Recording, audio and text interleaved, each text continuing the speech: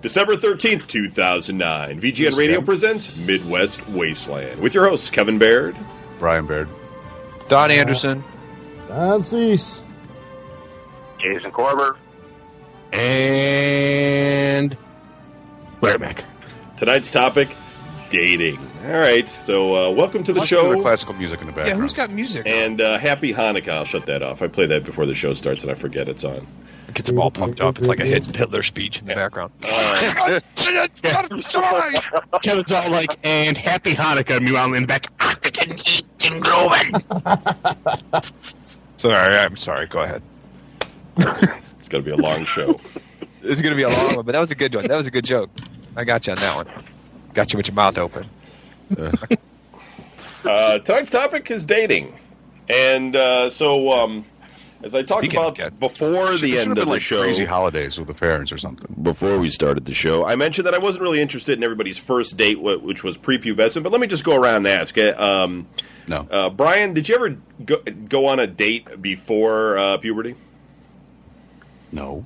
Like, parents didn't pick you up and take you out on one of those weird dates. I don't remember if like you were in 6th grade or something, and you're like, I'm going out. 6th grade. I was in Michigan. Well, they don't date people. They don't date no women out there. They didn't date me. At that time in Michigan, there was just the civilization. It was the witch trials at that time. No, dating in Michigan?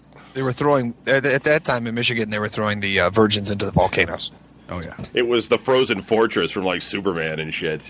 Everybody's just in ice. Like, welcome to Michigan. Here's your pedestal. What? Put the crystal in. I told you. The big robot. Wrong hole. Anderson. If I had a buck every time a woman said that to me. Yeah, no, you'd have about 3. Anyways. Anderson, any dates before? Like in 5th grade. This girl and her parents took me to. It was like, you want to go on a date, and we went to go see the Cleveland Force play at the old Coliseum. At the Richfield Coliseum.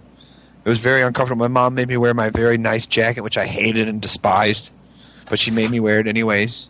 And I had to wear like these crazy plaid pants. I was so totally fucking embarrassed. Donnie, you have to make an impression.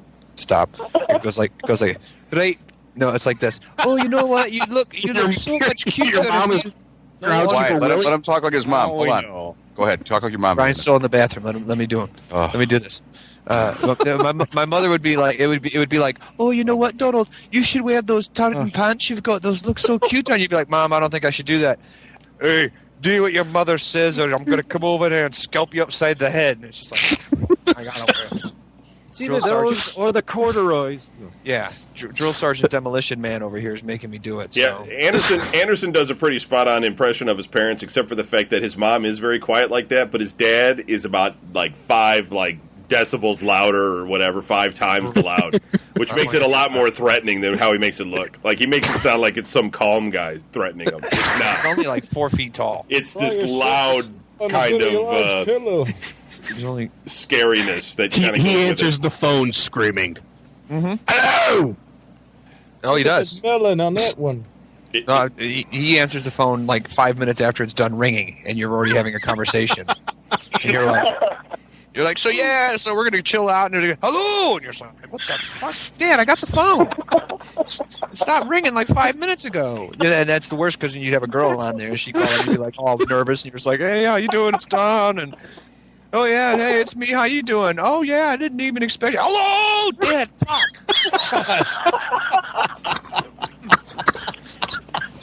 It's like, I got the phone, All right, well, I've never had to call you, so I've never got to. I never got to enjoy that. His dad would pick up the phone all the time and just be like, Anderson would have to kind of argue with him to get off the phone too. It wouldn't be like, Dad, I got it. And he would hang up. It would really be like, I've got the phone. I've got it. Who's there? For me? No, Dad, it's not for you. Right. Are you sure? Anybody ever called him, He's like, who is it? And it'd be like, both of us would be answering. It'd be like, it's Kevin. It's me. It's Kevin. It's Kevin. Who's talking? Dad, hang up the phone. Is it for me? No, it's not for you.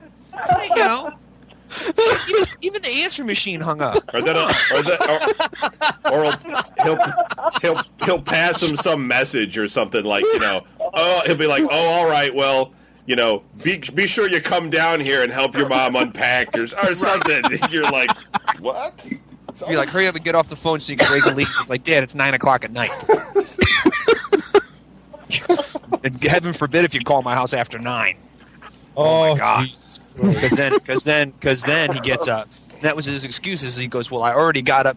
I'm sorry. Well, I already got up to get the phone, so I'm no sitting back down. I might as well answer it and see who's. It's my phone. It's my house. It's like, I'll fucking You pick up. pay the goddamn bill. Right. Because I asked him the one day, I was like, why do you do that, Dan? He's like, it's my fucking house. I'll do what the fuck I want. I'm like, all right. All right. Sorry, I didn't mean to derail the show. Go ahead. No, that's cool. So you went out on it. I went out on a little date to a soccer game. Okay. And then that kind of swore you off for dating until you hit teenager, or were you constantly going out on dates after that? No, because I'm such a playboy. No, I didn't. That was the well. After you told us that whole story about how you were smelly in school and stuff, and people used to pick on you all the time. That started in middle school. Oh, all right. And this was in 5th grade, so this was like 2 years before I went to middle school because I was in elementary school for 6th grade. Yeah. Okay. Slam. Okay, I'm done. I'll talk to you guys in about 45 minutes. Larry? Right. Yes. Did you ever? Based on the way you're defining it, when I date now, my parents have to drop me off at some girl's house for a party.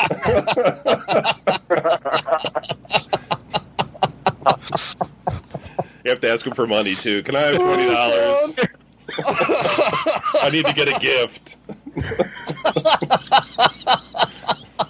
Can you take me to the mall so I can buy something? Can't I just sit in back with her? No, I'm not your chauffeur. You come up here with me. Your friend can ride in the back to the movie.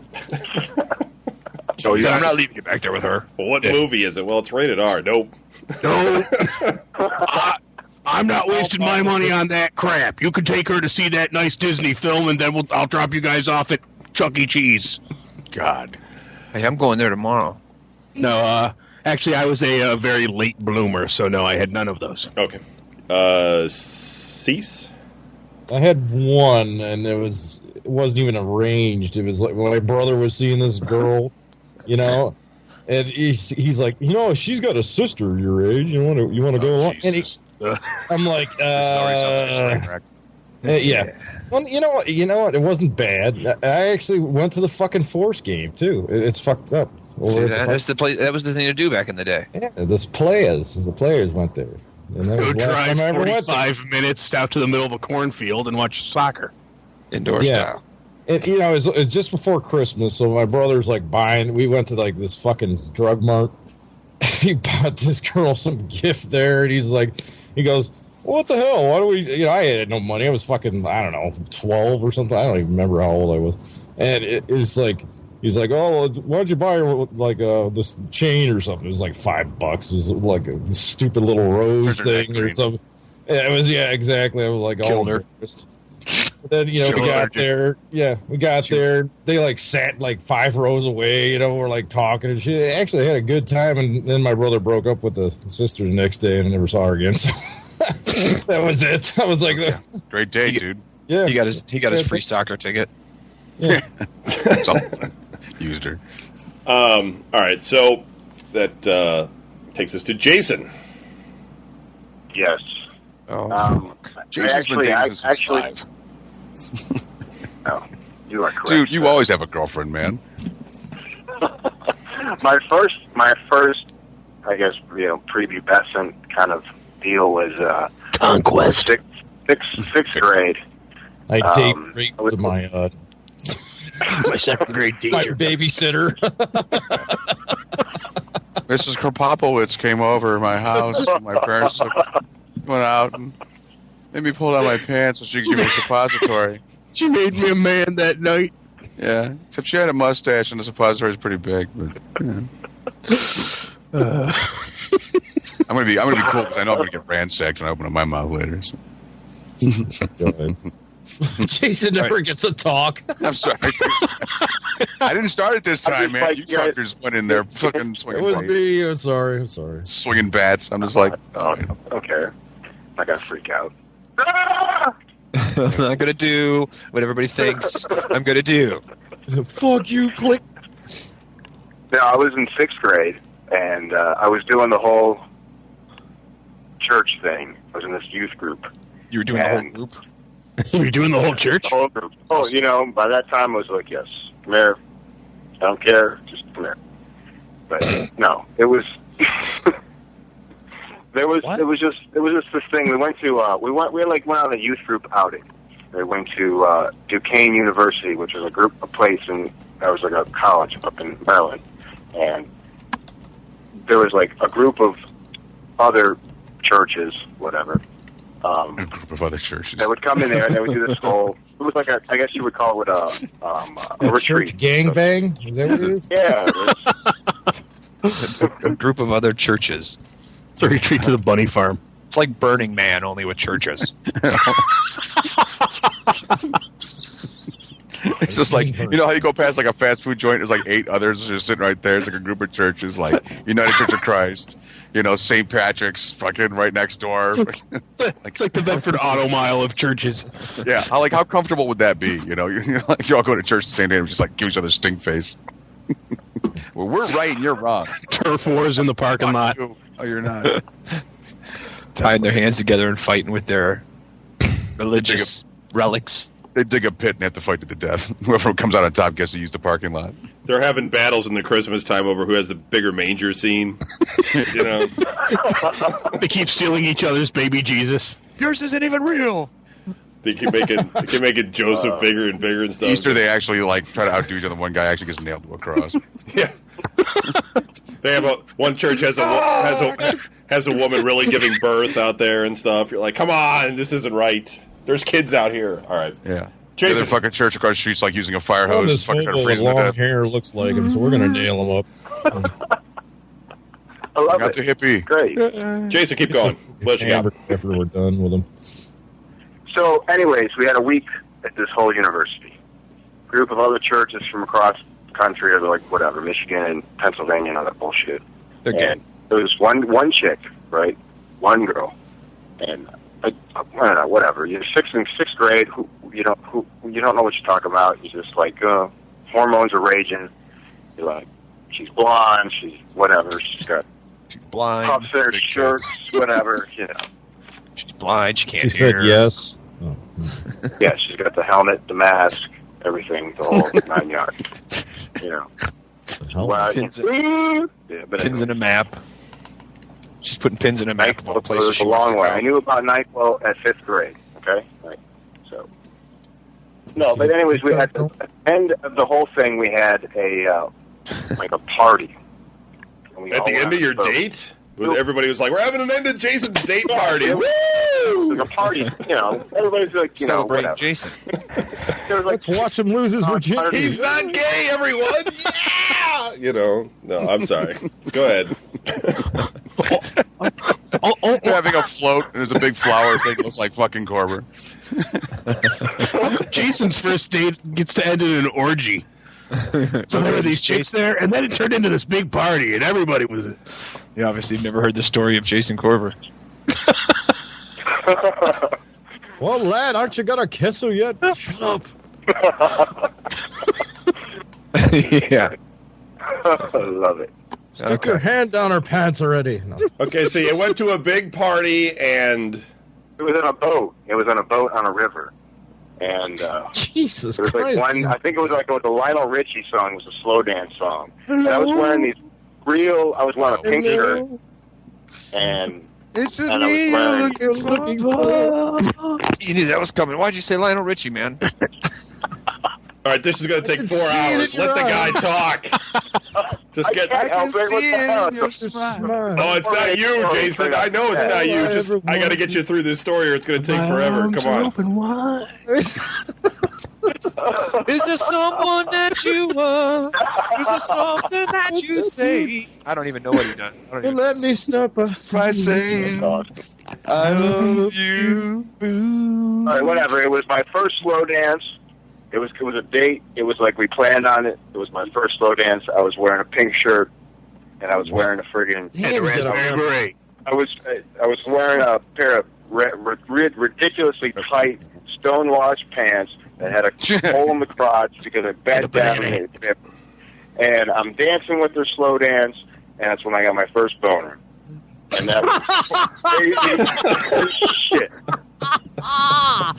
That I'm not sure if it was a prepubescent date. At a church outing. That's great. Wait, It was prepubescent up until that point. They're going, what the hell is going on here? Wearing these tight pants with the hole in the crotch. Yeah. And then Priest the comes Corver running over history to beat began. the devil out of you. well, that's what they used to call it. Needless to say, I wasn't going to church anymore after that.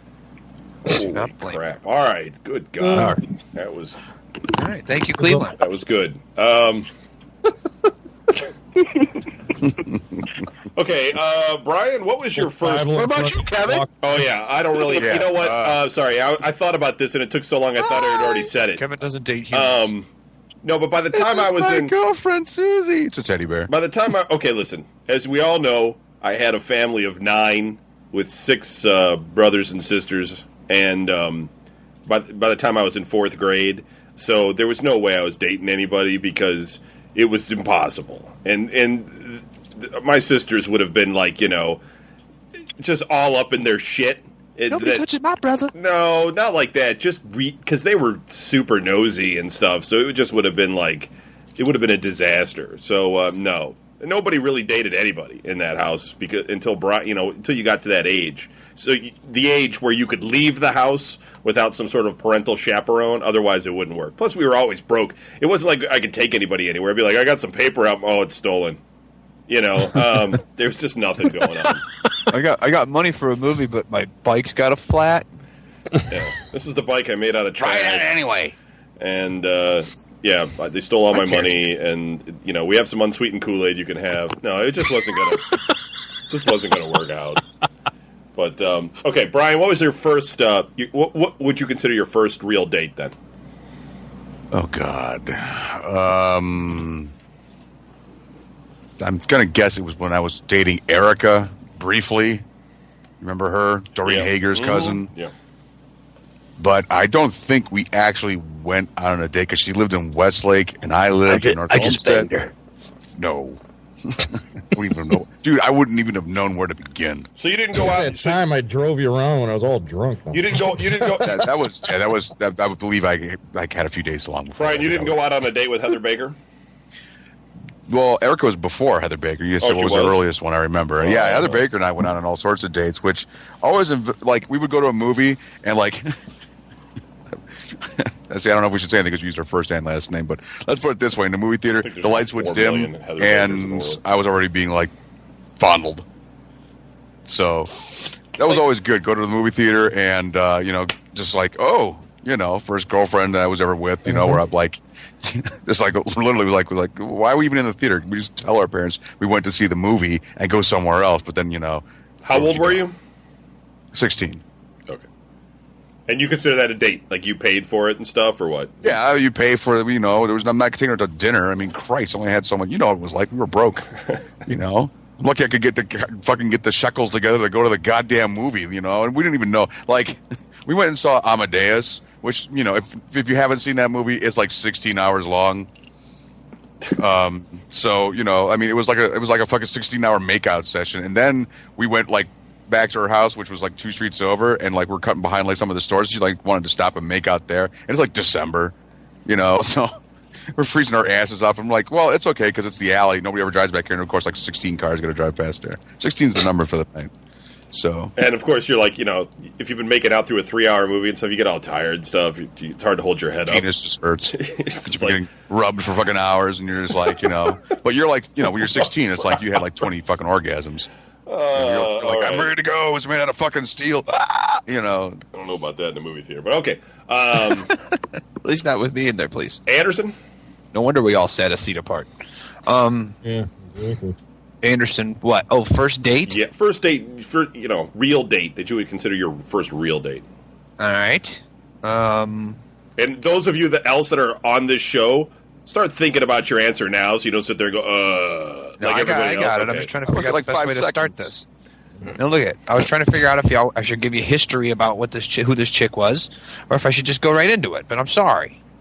Mentioning your name. Hey, man, you do, No, I'm just kidding. you do what So you yeah, think no, is I was best. 15, and at my brother's wedding, his holy shit, everything's going off. The cat's at the door, the phone's ringing. Everybody relax. Chance at the door. It is. Can't you hear it? I'm in a fucking. It's knocking. All right, let me in. Dottie, God damn it, you locked the door again. You've never heard my cat knock? Right here, fucking my 13-year-old daughter. I'm out in the hallway being eaten alive. Daddy, real. You hear that? No. Okay, well I can. Anyways, I was 15. Cat, shut up. Spoon. We hear it, dude. We hear you slapping your leg or whatever you're doing. Yeah, It sounds I'm like a there's wrestler. cat around. I'm trying to fake the boot. I No. was 15. I went to my brother's wedding. His No. okay. How does this work? It's his Turn the knob. wife's stepsister, Oh, we don't care. Just get on with it. something like that. Jesus, really? So me and her went out on a date. She was 16 or 17 or something like that, and I was like 15. She's only 7. Oh, so she was older She had than a car. How'd you hook up? How'd you hook? And she had a car How'd you hook up though? because at the She's wedding. a good enough slut for me. You guys were at a wedding and you said, "Hey, let's get together," or what? Yeah, because I was drunk. Let's get it on. Let's go back. Let's do some in family. I told you there was like a history to this thing, but you didn't want to I listen. to didn't me. care You're about just like, whose whatever. brother's uncle's sister she was. I mean, just tell us how you got. You asked her out. That's all. Yeah, well, no, I was at my brother's. Now I was or at my. something? No, she's not related by blood at all. What teeth I've ever seen. I went to my brother's wedding. My brother Bobby was bartending, so I was drinking Bobby's 7 and 7s all night long.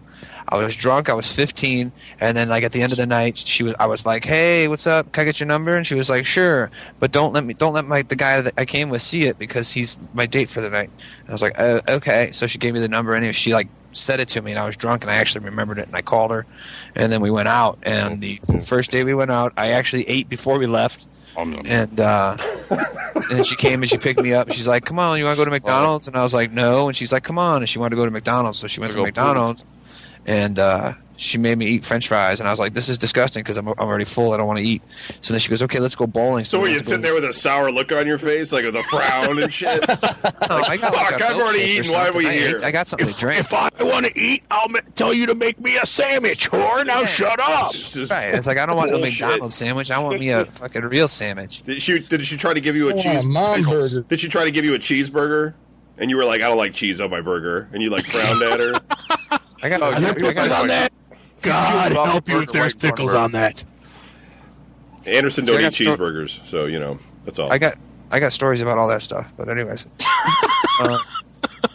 I honestly, dude, there was a work story where the dude came to work and was like, "Hey, everybody, look, I brought cheeseburgers." And I was working my dick off, and I was like, he's like, "Look, I got you a double cheeseburger." And I was like, "Fuck you, I hate cheese." And I threw the thing across the fucking room. I was all real fucking pissed. I was real silly that day. But anyways, so she says, "Let's go bowling." Oh no, this is a good one. You ready for this one? This is the fucking greatest line ever because I'm a fucking dumbass and I was 15 and I was nervous and I didn't know what the fuck I was doing. So I can't remember this shit. so we're driving around and she looks over at me and she goes, "So you want a neck?" Tears And her we all- throat out. And we all know what that means, right? You want a Yeah, neck, yeah. right? Okay. She goes, "Hey, do you want a neck?" And I said, "No, Shipping thanks. distance. I already have one." Thanks for talking over my punchline. I would have Appreciate kicked it. you right out of the car. I know. Well, it doesn't matter. Well, you're 'cause not then we- getting paid for this, anyways. So then we went to the bowling alley, and then we ended up going to the bowling alley anyways and making out. So we ended up necking. So I guess I had two necks that. At the bowling alley? Yeah, Not just in North rubbing Olmsted. necks together because We they went know to what the they were one doing. out in North Ridgeville out there that used to be on Center Ridge or is on. I don't know. The last time I went out to like Elyria Were Way, you bowling at the everything on time? Center Ridge Road is gone. Did you have shoes on and stuff? Bowling shoes? Were you bowling? Dude, we didn't even bowl. You I'm just telling kinda we went to the bowling someplace- alley parking lot, and then we started to make out. Oh, We in never the made it parking into- lot. Yeah, Oh, and all we right. never made it into the bowling alley. Oh, that's acceptable. I thought you guys like went in and shit. And we're like, no, she parked real far away. She parked real far away where there's nobody at. You got her like laid across the ball return. I mean, you got to do your thing. You know what I mean? All right, that's cool. Okay. Go ahead. I got to go let the cat in. Larry? Or is that another follow-up question? No, it would be Cease. No, it would be you. It's you. It's oldest on the show except for the intro. Is it me? Yeah. I honestly don't know what my first date would have been. I would have been either 16 or 17. It would have been with this girl from school, Amy, but I couldn't tell you what our first date was. Flip a coin and just tell us what you know, man. Pick something. What? You don't have to be all exact. No one's writing the history of Larry down if you get it wrong. And We're going to hold you to this. Yeah, just tell us. I mean, for most of the time we were together, I didn't drive yet because I got my license late. So it was, even then, it was still either I was walking over to her house to not do anything, or she was coming over to my house to not do anything because I never had money. The first one I have any sort of memory of probably would have been like prom. Prom. Really? Yeah. Okay. I mean, we like went out. I'm sure we went to a haunted house and saw a couple movies before that, but your memory cells are dead. Your brain cells. Yeah, pretty much. died. Yeah. Okay. I got nothing. It's fine. Cease? Nothing. I was 17, being the stud. I dated this girl. She was she was a trainer for the football team. She's like the Come on, Don. Yeah, not like that kind, but Come on. You know, I really want to go out with her, but she threatened to beat me up. yeah, she picked me up and threw me in the fucking car, and I just like, all right, no, Go on with me. She like No. taped people's legs and knees and shit and hands, whatever, and Don, brought tape us your out. face. Open the door for me, motherfucker. But I was in football. I twisted my fucking knee, so the only thing I could do was just like sit there and watch him. So I just started talking to her, and next thing we like went on this date, and it was like football season, so it's cold out. And when I went there to go to her house, now this is Strongsville. Strongsville's kind of uppity up, like everybody makes like lots of money out there. And me being the plumber's family, I'm like drive up to this fucking mansion. I'm like, holy shit, like. Was the son of a plumber, man? Yeah. Fucking driving up this driveway. 78 LTD, this fucking thing is longer than a fucking limo, and it's like, fucking slam it and drive, slam it and park and fucking go up. Sounds like the car from... Big black cloud trailing behind it. Yeah, it's the Uncle Buck car, if you want to know. It's like... Keeps backfiring. Got a giant couch for a front seat. And it's like Christmas time. And, if you go in this great big colonial and the fucking 3 doors in the front door, so I'm like, doo-doo, fucking, and her father answers, and he's like all fucking Argyle and shit, and fucking he's got the pipe in his hand and shit. Hey, welcome, come on in. And I'm thinking, oh God, and I'm like, I'm like complete. You didn't need to go to the servant's entrance. Yeah, yeah, gutter trash coming in, Some guy with a fucking lute. And it's the minstrels aside. This is my daughter's date. No, I'm not. I'm Mind not the her carpeting, father. son. So what part of the Masons is your father in? Oh. Let me go, yeah, let me go get my daughter. I got to just unchain her from the basement. One moment. He's put some bricks together. Is that what you're talking about? No. Anyways, so I'm sitting in the living room, and she's taking her dear old time. I'm figuring, goddamn, she told me to be here. I'm always on time, usually when it comes to that shit. I'm sitting there, and her father and her mother, and very nice people, now that I think about it. But then I'm like, back then I'm like, please stop asking me fucking questions. Where are you guys going tonight? What are you going to go see? What are you doing? Blah, blah, blah. And I'm like, I have no idea. I still don't have any idea today. I'm like, fuck, I don't know. I guess we might see a movie, I'm like... You people aren't helping take me your much. daughter to a motel. I'm going to fuck her in the mouth all night. Yeah. What do you think Oh, dude, I was completely shy as all hell. So I'm like, I don't know. I'm not like fucking. No. It's gonna happen. But then, we went and saw a movie. I can't remember what the movie was. And and you sit there, you do your awkward shit. You know, you're like, well, should No, I wouldn't know. hand up, put my arm over. I wouldn't get my dick rubbed. All right, she wasn't doing anything. Yeah, she don't care about you. She wasn't doing a damn thing, you know. So I'd like try to put my arm around her. She like, you know, she was very. I guess they were very like religious, and I'm like, so she'd like move away. And I'm like, oh great. So, you know, and stank. yeah, man, I don't know. I might have. Anyways, Did you brush your Buy teeth? her a diamond. A diamond usually help. fuck that. Anyways, after that, we drove around, talked. I think we went in McDonald's, and I drove her back to her house. I put it in her ass, and then I dropped her off. Yeah, I tried to give her a kiss, and it was like a first kiss thing for her and myself because I was a complete loser, you know. And it was like a fish kiss type thing. No one knew what to fucking do. You know. And I'm like, well, that was nice. Should I walk you to the door? She's like, no. And I'm like, Imagine Cease leaning for to kiss some girl. He's probably like a foot and a half taller than her. He's like, She just starts crying, goes into the fetal position. don't eat me. Yeah. Oh, Big fucking nose, stabbing her in the eye, you know. Okay. You're beautiful. it's lovely face. I love you. Jason, I like babies. good luck trying to talk. It could be any first date, correct? The first. Well, Preferably yours. Whatever. It doesn't matter. I don't care. Okay, Mr. Million. The first date, the most memorable first date that I have, is with Carol.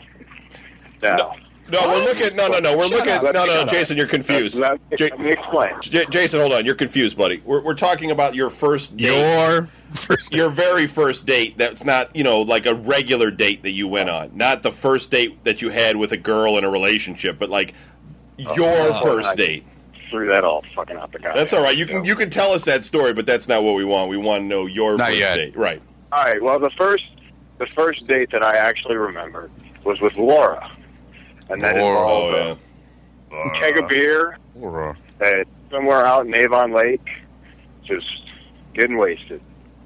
That was I a don't really date? remember much of that, but that was really truly the first date. You asked her out on that to go to a keg party? Yeah, Mantua. You were like, hey, you want to go out to a keg party? And she was like, yeah, let's go. And you just got That's the 80s, man. We all got laid in the 80s. Just asking. Well, that started with Mantua with Lori, and Lori was her friend, and she worked there for like a day. Lori and Laura. Okay. After that, I don't know. She was my first girlfriend. And you asked her out. You said, hey, let's go out, or what? Or you went to the keg party and then Lori hooked it up. It wasn't like actually I asked. I was like 16 for crying out loud. I didn't know what the hell to do. All right. So- Mom wouldn't let you out anyways. What the hell is going on? Yeah, that was part of the problem also. So, Dude, you're not even kidding. But then once you started dating her, you were gone all the time.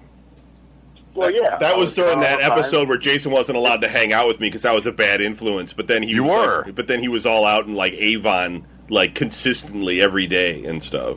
Avon's a cool place. That was crazy. No, it's not. Everybody hung out at a McDonald's. It was horrible. That's all they That had is back true. then. Yeah. There's a lot of loose girls out there, so. It's a good song by In my early teenage years, okay, I had come back from California, and You can tell by the way I use I hadn't my gone walk. out. I'm a woman's man. No time to talk. I had Music's loud, woman kicked around since I was born, and it's all I hung out with some girls when I was in California. The other way. You gotta understand it. New York Times, Stay alive. Still celebrating, everybody shaking, we're staying alive. Go ahead, Kevin. What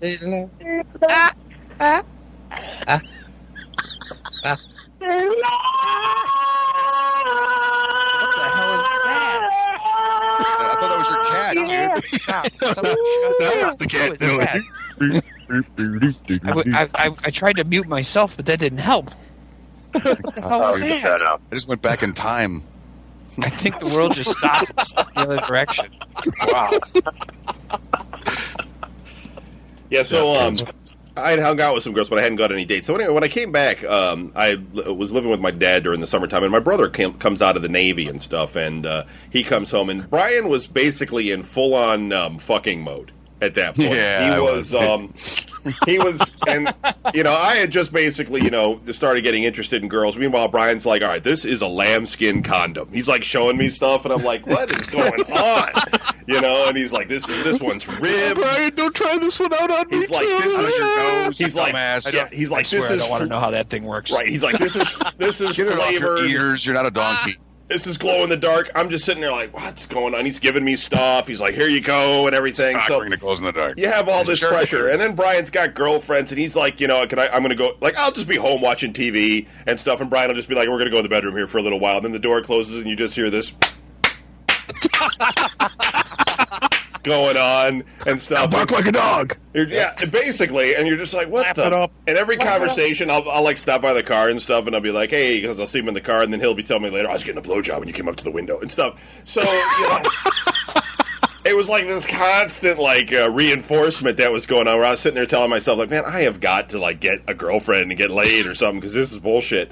But I'll tell you what, when you're in that those early teen years, you're just, you're a I mean, at least I was a fucking retard. You don't even know what you're doing on dates. You're just completely screwed up, especially when you have a brother like Brian trying to give you advice. Just do this, just rub her leg, and, put your hand in her hair. Just like it when you grab their tit and like, well, stick your tongue in there. Can't we just hang out or something? No, you got to go out. So, I went out. That's for gays. Just went out on some bad dates. Like Grab the back of her head and shove it in your lap. And squeeze they love it that. if you can. Tell you know who you're dating. I went out with a girl, and we didn't even hang out or anything. I didn't even talk to her. It was weird. Like, we were supposed to be dating, and she broke up with me, but we never even did anything. I was just kind of like, I was like, why are you even breaking up with me? It's like, I'm getting the rejection, but I didn't have any of the dates. You weren't fucking doing anything. And, right, but I mean, why even tell me? It's like, I didn't care. It's like, we don't even hang out. And, but then I went to the movies with this girl and stuff, and we hung out a little bit. And then, the next time I saw her was at a party, and she goes off into the woods and bangs some guy off in the woods. And I'm like, this is bullshit. This is, I can't even get any kind of something to go here, on all these dates. But then, that's shortly after that I met that Bridget, which is covered in the girlfriend episodes, and that basically that took care of everything. Yeah, that took care of it. Well, it took most everything. Yeah, it took more than enough care of everything. It was fucked up. So all I'll just say about that whole episode is first dates were all just a nightmare. Thanks to Brian. Thanks, Brian. Well, evidently it wasn't for me. God damn, you make me sound like I'm fucking Dude, you were all the time. It was crazy. Dude, Giving you the right shit, you just weren't doing it. Dude, I remember I'd be sitting home watching TV, and I just hear from the bedroom, and then Brian would walk out with a donkey and two strippers and a midget. Yeah. It'd be all the time. I went over your place one day and sat down. That. Yeah. And I didn't even know you were home. And all of a sudden there was thud, thud, thud, thud, thud, And then thud. Calliope music. And I look over at Kevin, and he looks over at me. He goes, "Yeah, Brian's in there with a girl." And I was like, "Oh." And I didn't think nothing of it. And then, I don't even think I saw you that day. I think you stayed in there the whole time. I've had girls over the house when Brian's had girls over the house and stuff, and the girls that I've been with at the house were like, "What the fuck is going on at there?" I'm like, "Well, there's no animals in there. It's just the, Dude, it's because you guys were such hopeless fucks, man. You guys are always just like, I don't know, I like this girl, and she likes me, but I don't know what to do. And I'm just like, yeah, I'll show them what I'll do. This is what you do with a girl. Yeah, that's what was going on. Believe me, Brian had no plan. It was all school, Brian's. I had to, because I knew one day I was going to get old and decrepit, and this shit was going to come to a fucking roaring halt. Brian's whole thing was just completely savage. It just went kind of what it with was. whatever was He there. was stuck on a boat with a bunch of fucking dudes, and he finally got out. He's like, "I'm gonna get all the pussy I can." Dude, we went to that party at Beans and Vicky's house, and then there was some girl there, and the next thing you know, I can't get into the bathroom anymore because Brian's banging some girl in the bathroom. He's banging girls at Hills. It was just ridiculous how much banging was going on back then. I remember that, dude. That was Andrea, man. Yeah. I was in there. It was 150 fucking degrees in that bathroom. I didn't even know who she was. And then I come to find out, I'm 19, 20 years old, and she's like, "Yeah, I'm 16. I'm like, "Oh, God." Comes to find out it's his cousin.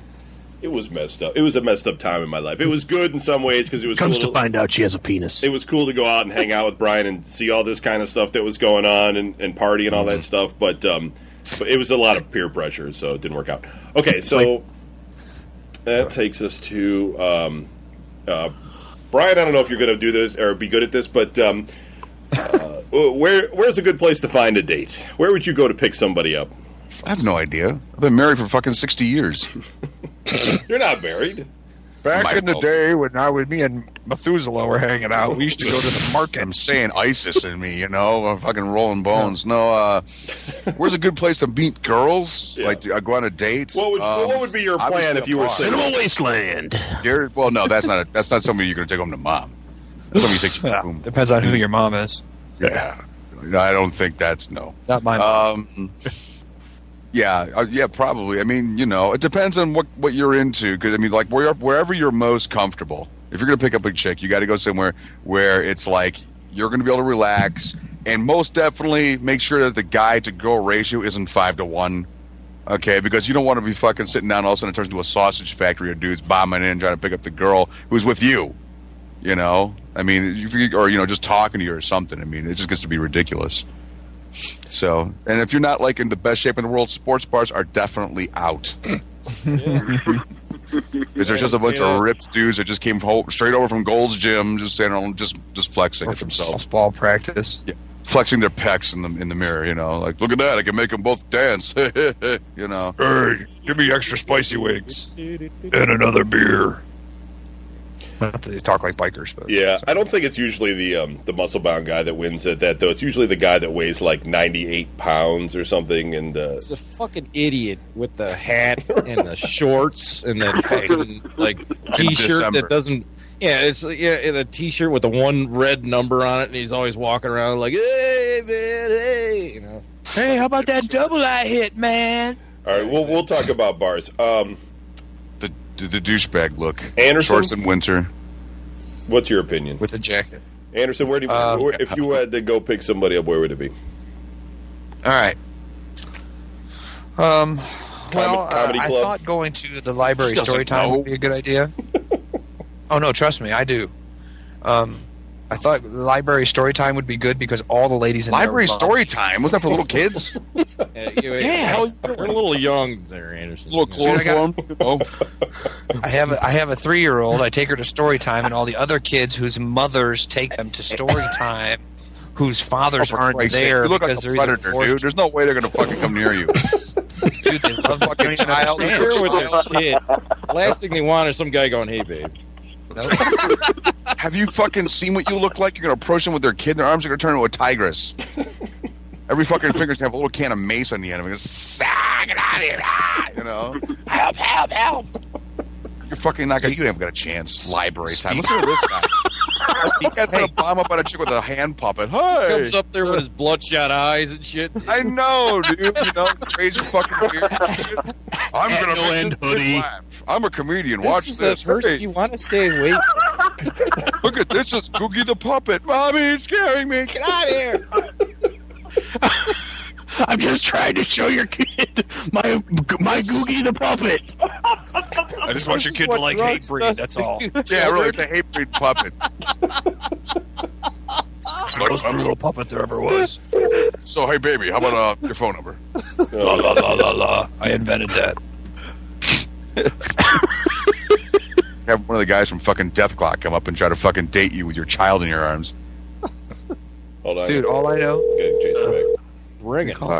Jason. Oh. Why? Why do you gotta call Johnny, don't you, see, isn't it like kryptonite in there for you, though? Because, like, as soon as you start talking to a girl, the story starts and you instantly fall asleep? No. Because that's the thing. Because it's story time, so you're because you're dealing with your kids and stuff, and the kids are running around, and the lady telling the story is all like, "All right, kids, get up and come on, Some parents, get up too." Mom. But it's all women in there, and I'm the only guy, and they fucking love me. Wild. They thought they were like because number one, they see a father taking their daughter to story time every Thursday. Oh, they're like, not wow. using your kid as a fucking prop. You have to. Why else would you have kids? Exactly. Tax deduction. Right? No, that's no good. That's good, but shit. If I wanted to attract, whatever. Come here, honey.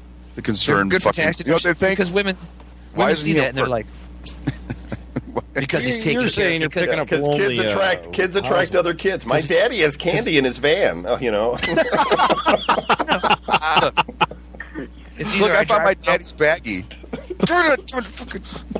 Dude, don't even start with stuff like that. I mean, get you shows upon shows. Daddy, how come we always bring rope in your backpack to story time? Daddy, why does this smell like Tony? Don't touch that. What? What? I totally don't get that. It's funny to me. Oh. Yeah. He's funny to me, man. But grocery stores, libraries, churches. Grocery store? No, dude. Grocery stores are the worst. No. Dude, no. How are you approaching Let me go pick up a milk store? and hey, You're asking somebody. You're asking. It don't work that way. No, it does not. Gotta go to the frozen food section, though. You go to pick up the gallon of milk, there, and the picture on the back of the carton is the kid in the girl's arms. At least you'd have a way to start a conversation with her. Like, well, you know. That's how I start conversations. I go to the dairy aisle with my daughter, and then I grab a carton of milk and go, hey, does that look like her?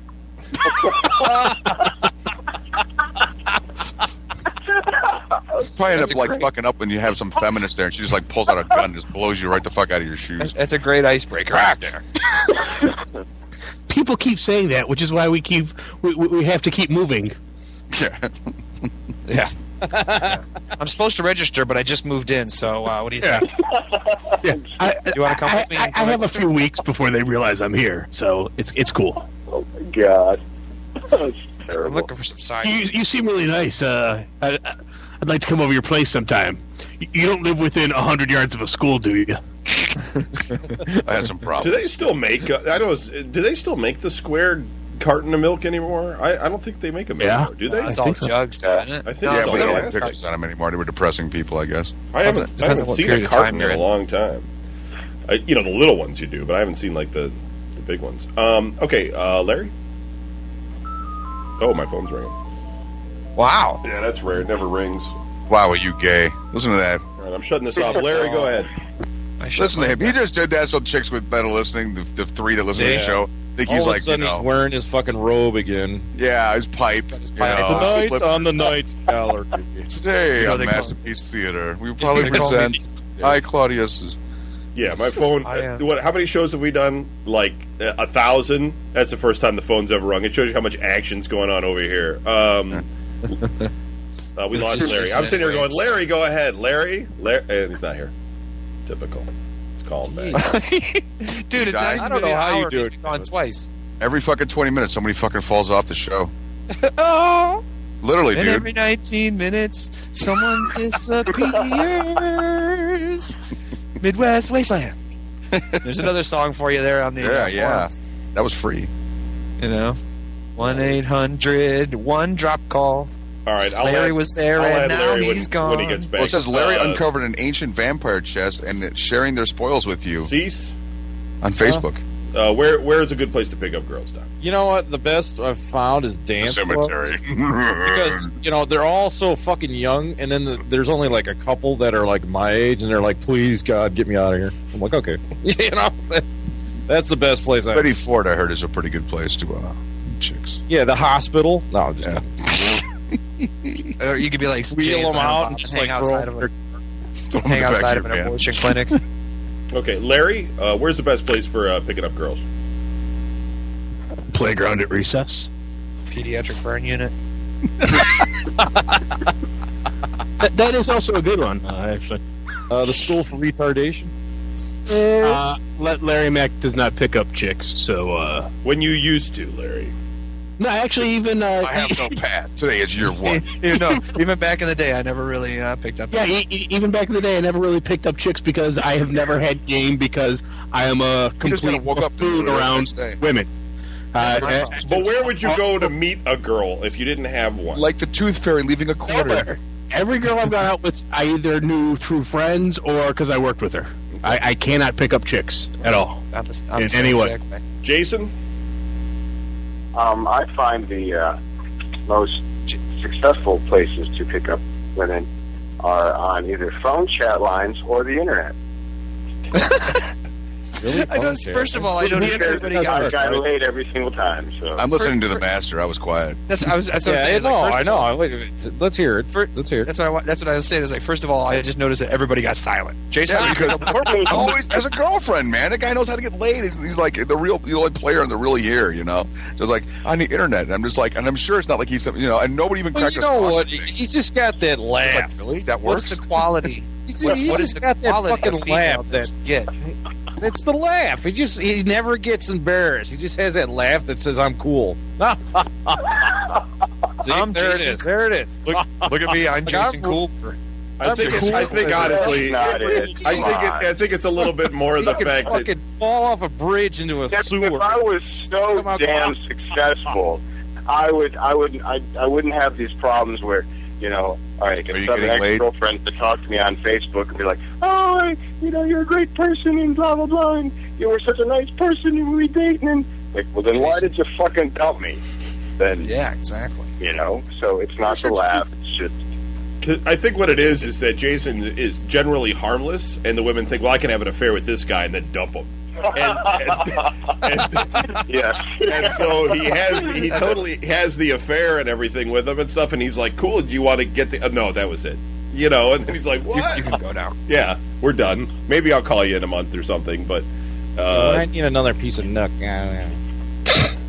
Done with you. All right, that's pretty cool. You guys know me right ahead.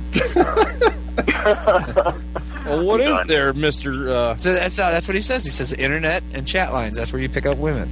I would say Jason has had an outstanding success rate at that ever since the BBS days, though. Just an unreal level of success with it. There would be women that would literally fly on a plane. What the fuck are you saying to the city that Jason's at to hang out with. I really know how to get your jeans wet or something. God, listen, he's putting lines. Don't think that's the line he drops at a chick. Like, what were your jeans wet? What am I saying? You know, he's got. I went out on a thing once where we went out to this place and there was this girl that Jason and I were both talking to, and she was like married. She had this guy. He was super jealous. He was following her all the time, checking up on her and stuff. Oh my God! Why would you date that? She just completely like Jason just could have his way with her. Like, it was just weird. Like, it was just like, I just kind of sat back and was like, what? I don't. And I really I'm not trying to make fun of you, Jason, or anything. But which one was that? I think it was all. You know what? I don't want to say names right now, but I'll tell you about it later. Chick. No, that was more me than him. But but the thing is that I think it just comes down to the fact that, like, Jason seems harmless.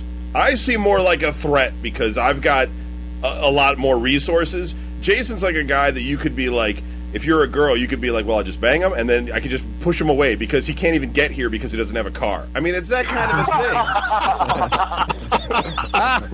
He gives me any shit, I'll dump him off on the east side. He'll never find his way back. Right. It makes it a lot easier for the girls because they just see him as being, like, completely... He's not going to find me. He can't get that many buses tokens. He's low risk. They look at me, they think, man, this guy's a serial killer, you know? That shit just don't work. I'm like the most unapproachable person. Funny shit. Low risk. All right, that leaves me. You guys make some good points. I wish I knew the answers to that question. I have had like crappy success everywhere. Bars is definitely not it. I don't think that's ever worked. I think the place you get drunk, dude. I think the place that has always worked well has been where I've worked, although not where I currently work, and typically a restaurant because you're working with a lot of waitresses, and there's a high level of rotation. They don't tend to stay. There's always new people, so you're always being introduced to somebody new who doesn't know your past. Hi. So, exactly. A restaurant was always, just a great level of success. And the thing is that with waitresses, and Anderson, you're a waiter, you could probably speak to this a little bit. With waitresses, they're dealing with people all day long who basically are treating them like crap, and that at the end of the night, they just want to get with somebody that makes them feel good. And that makes it so that at the end of the night, if you're like, hey, you want to go drink it tonight? Your odds of getting busy are really high at the end of the night. Except there. Plus, most restaurant working chicks are sluts. So. Well, see, Anderson falls into he's also a waiter, so there's a spirit of competitiveness between waiters, and when you're actually in the kitchen as a cook, you have a little bit better chances, because I remember none of the male waiters that we had any game at all. It just was one of those things. The girls, they see them differently than they do the cooks, but that's just how it was when I was young. Because the cooks give them free food and stuff. Right, and you're just the cooks really take care of the female waitresses. Yeah. Oh yes. So why did you cook? Because I was going to make more money serving. All right. Dude, you can. I cooked for 20 fucking years. If you serve in the right restaurant, you can make so much more money than you can. Yeah, right. True. It's bull crap. Okay. Or if you're me. But nobody's ever going to hire us for the right restaurant, so that's out. So, right. Brian, what is your craziest date that you can remember? I'm glad I'm getting like 2 seconds to fucking come off the top. All right, I'll come back to you since you didn't hear the preamble questions, okay? Why don't you think about that? And I'll go to Anderson. Dear. Anderson, what's the craziest date you remember? So, it wasn't, I mean, it was kind of like a date, I guess, but it wasn't like a date. I mean, she worked at the place next door, and we were doing it, and blah, blah, blah. We were out one night driving back to my place when I lived in Maple Heights. And, I mean, things were just a little weird as it is, because I really wasn't into it, and I was just like, it was right when I moved to Maple Heights, and I just broke up with that one girl, so I was looking for a slump busting, and I got it, but somehow I gave her my phone number, and like I did it at my place, so like she knew where I lived and stuff. So whatever. So we were out one night, and it was just, we're just driving around, and we're driving down the street, and she goes, "Oh, I've been in there a couple times, but we don't need to talk about that." and I wasn't paying attention to where we were, and I looked around. I was like, "What did I miss?" And she goes, "Oh, back there, Planned Parenting." And I was like, "Oh, okay, well, whatever. I don't need." I'm like, I don't need to know nothing. I was like, "That's cool." You know what I mean? I didn't ask for any information. I don't need to hear any information. Right, you know what I mean? And she's like, "Yeah, I had an abortion." It was just like, okay, you know what? This just got uncomfortable. Wow. Because you're going to start talking about this, and all of a sudden you're not going to be in the mood to bang me, so how about you shut up? Well, no, she didn't care. That was the kind of weird part, because it was just like, you know what? I don't really think, I don't want to. But, yeah, it got a little weird there, Okay, that's cool. Brian, have you thought of one yet? You know what, dude? I'm racking my brain, and honest to God, every one of my dates was always just mundane. I mean, like an actual date, like you mean like going out. Come on, and, somebody wants to hear about the time you went to like the witch's house, or to dinner or something, and nothing weird ever happened. It was all, go out to eat, and okay, I just thought of one. So like when my ex-wife and I, before we were married, were dating, and we went out and we got some pizza, and I had already. I do what I usually do is I fuck up, and I made plans with my friend Mark and Nikki to go out and drop acid with them. The same night, I made plans to go out with Lori on our date, and so I'm like sitting there and I'm listening to her yak about her job and stuff going on at home, and I'm looking at the clock, and it's like, okay, we went to see a movie, and then we went out to dinner, and I'm like, okay, I'm going to come. She's like, well, I really don't want to go home yet, and I'm like, I don't have a place where I live alone, and we're not fucking in my car, okay, because we haven't quite got to that stage of our relationship yet. I'm taking you home anyway. She's plus just the like, backseat's not clean.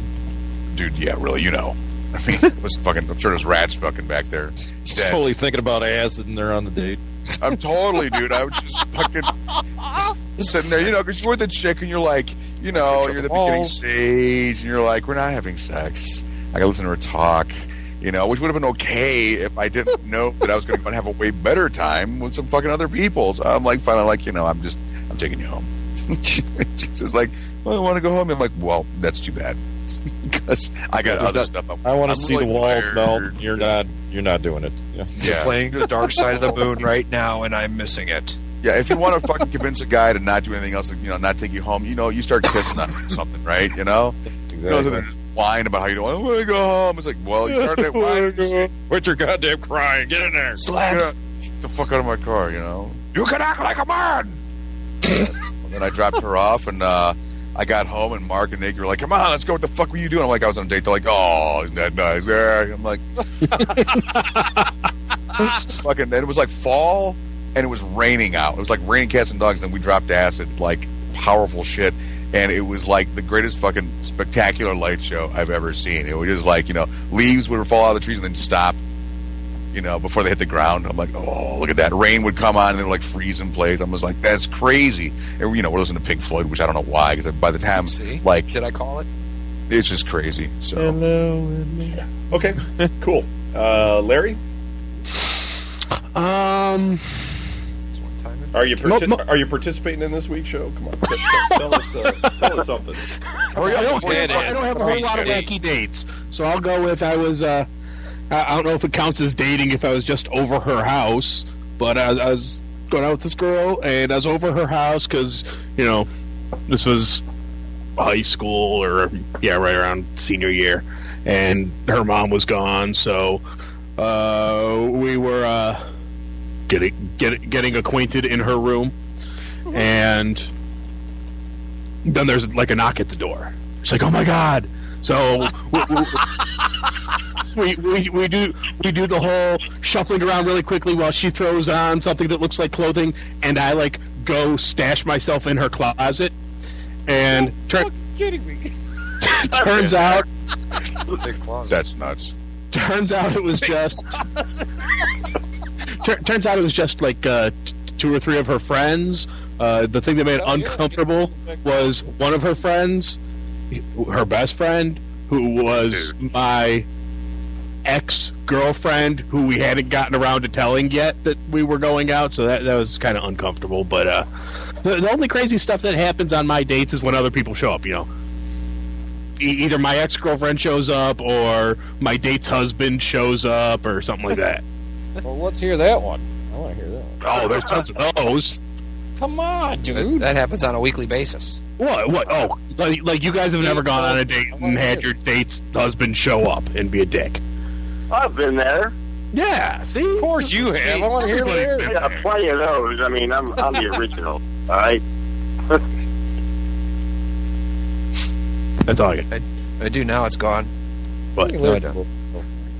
Are you guys hearing any? I want to hear the husband story. Just out of curiosity, I got a technical question. Anybody hearing any hum? I know, like 2 weeks ago, there is a hum. So you guys got to tell me, because it was kind of a problem last time.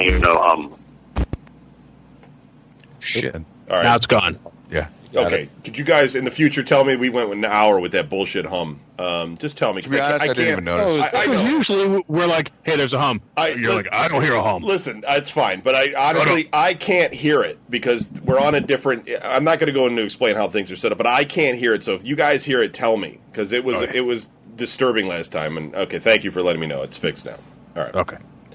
If it comes back, though, let me know. Okay. I do notice it's gone, though. I didn't notice it. Yes, it's gone. I do know. Yeah, sounds good. Yeah. Okay. I just thought it was Larry's super mic. Cease.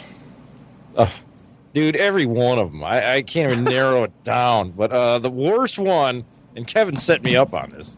Oh, boy. It's my fault now. Okay. Yeah, Dude, come on. It's Kevin. You what's her name from Manchu Walk? Michelle Guamalo. Yeah. Who? Michelle Guamalo. She used to date Matoya, the half Chinese, half Italian chick with the puffy hair. Don't remember. Go ahead. All right.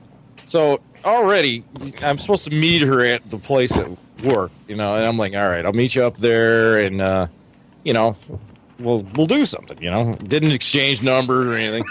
I get up there, and she's in the parking lot. She gets into my car. Wait a minute, did she drive? No, I got in her car. Actually, I don't know why she wanted to drive. And she's like, right off the bat, we're leaving the damn parking lot from the mall, and she's like, well, Kevin says you don't come up with anything to do. Kevin gave her my whole history, apparently, before I even met her. I'm like, he was probably trying to soothe her possible concerns when she met you. He's like, don't worry, he won't come up with nothing.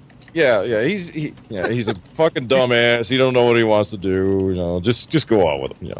And, so I'm like, what? I'm like, all right, well, I don't know. Yeah, and she just broke up with some guy, so she's all kind of all on the fence about that dude, So I'm like, all right, hey, we go see a movie, we go eat somewhere real nice, we go to a nice place, we go here, you go there, you want to go dance, And she says no to everything.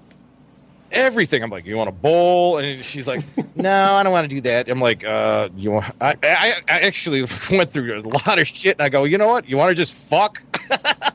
And I swear, sure. I never would say that to anybody, but I was I'm like completely fucking pissed off by now. I'm like, all right, you want to just go fuck? She's like, and she got quiet. She goes, well, do you really care what we do? I'm like, no. And she goes, all right, and she starts driving out to her house, and we're like, and she's like kind of cranky and stuff, and she calmed down a little bit after. She goes, do you care what we do? I'm like, no, not really. We get to her house, and she goes, Jesus, my dad's here. I'm like, well, isn't it where he lives? Yeah, I'm thinking, I'm like, all right, so I'm thinking, well, maybe she did want to, and then we go in there, and she's like, I don't know what the hell she had a pop out of her fridge, and she's like, she's getting all pissed that her dad's there, and she's getting more angry. And I'm you like, should be pissed all that right, your dad's there. yeah, I was, but and I'm like, well, what's the matter? You want to go somewhere else? We can go somewhere else. She goes, all right, let's get out of here. We get back in her car. She starts driving, and all of a sudden she goes, this is all your fault. This is, I'm out here doing all this stuff, doing the driving, blah, blah, blah. I'm like, listen, bitch. I'm like, I don't know what the fuck your problem is, but I fucking offered to do all this other shit and drive, and you're fucking yelling at me. What the fuck? Just take me back to my goddamn car. And she starts crying, She starts crying. I'm like, you're fucking still in love with that other dude, aren't you? And she starts telling me about that past relationship. I'm like, Jesus Christ, really? I'm like, really? Oh, all right, fine. Just take me to my car. I got quiet. She's all talking about her horrible life. Finally get back to my car. She goes, I'm really sorry, and we could do this again. I'm like, are you kidding me? And Gee, could we please? Sure, I'm all over that. Yeah, slammed the door in her face. I got in my car and drove off. Oh God! Should have been like, well, put this in your mouth first. Jason, didn't you used to go out with Michelle Gumalo? Yes. Yeah, thought so. Yeah. I lost my job because of that girl. See? Did not know that. Well, not because of her specifically. It's because John and I were talking about her, and he was telling me this story about her that was inappropriate at work, and Ray overheard us with her broken English ability. Probably heard stinky pussy or something, and then was like, Jesus Christ. It was like, For sure, that's what it was. 2 words. That's probably the 2 words she heard, and was probably like, that's it. So she took us off the schedule, and that was the end. That was the end of my job there. It wasn't my fault. I didn't date her. I didn't know anything about it. It was just John telling me the story, and I was like, oh, all right, but somehow I got burned. Plus, it didn't help that I would call in sick every other day, too. Like, I can't come in. All right, guys, I can go out, Brian's in the background cackling. Yeah, all right, so let's see. That was, so Jason. Yes, I actually have one that was kind of like an interesting story. The way I met the girl real quick, I was working at this job, and I got a phone call, and I was like, hello.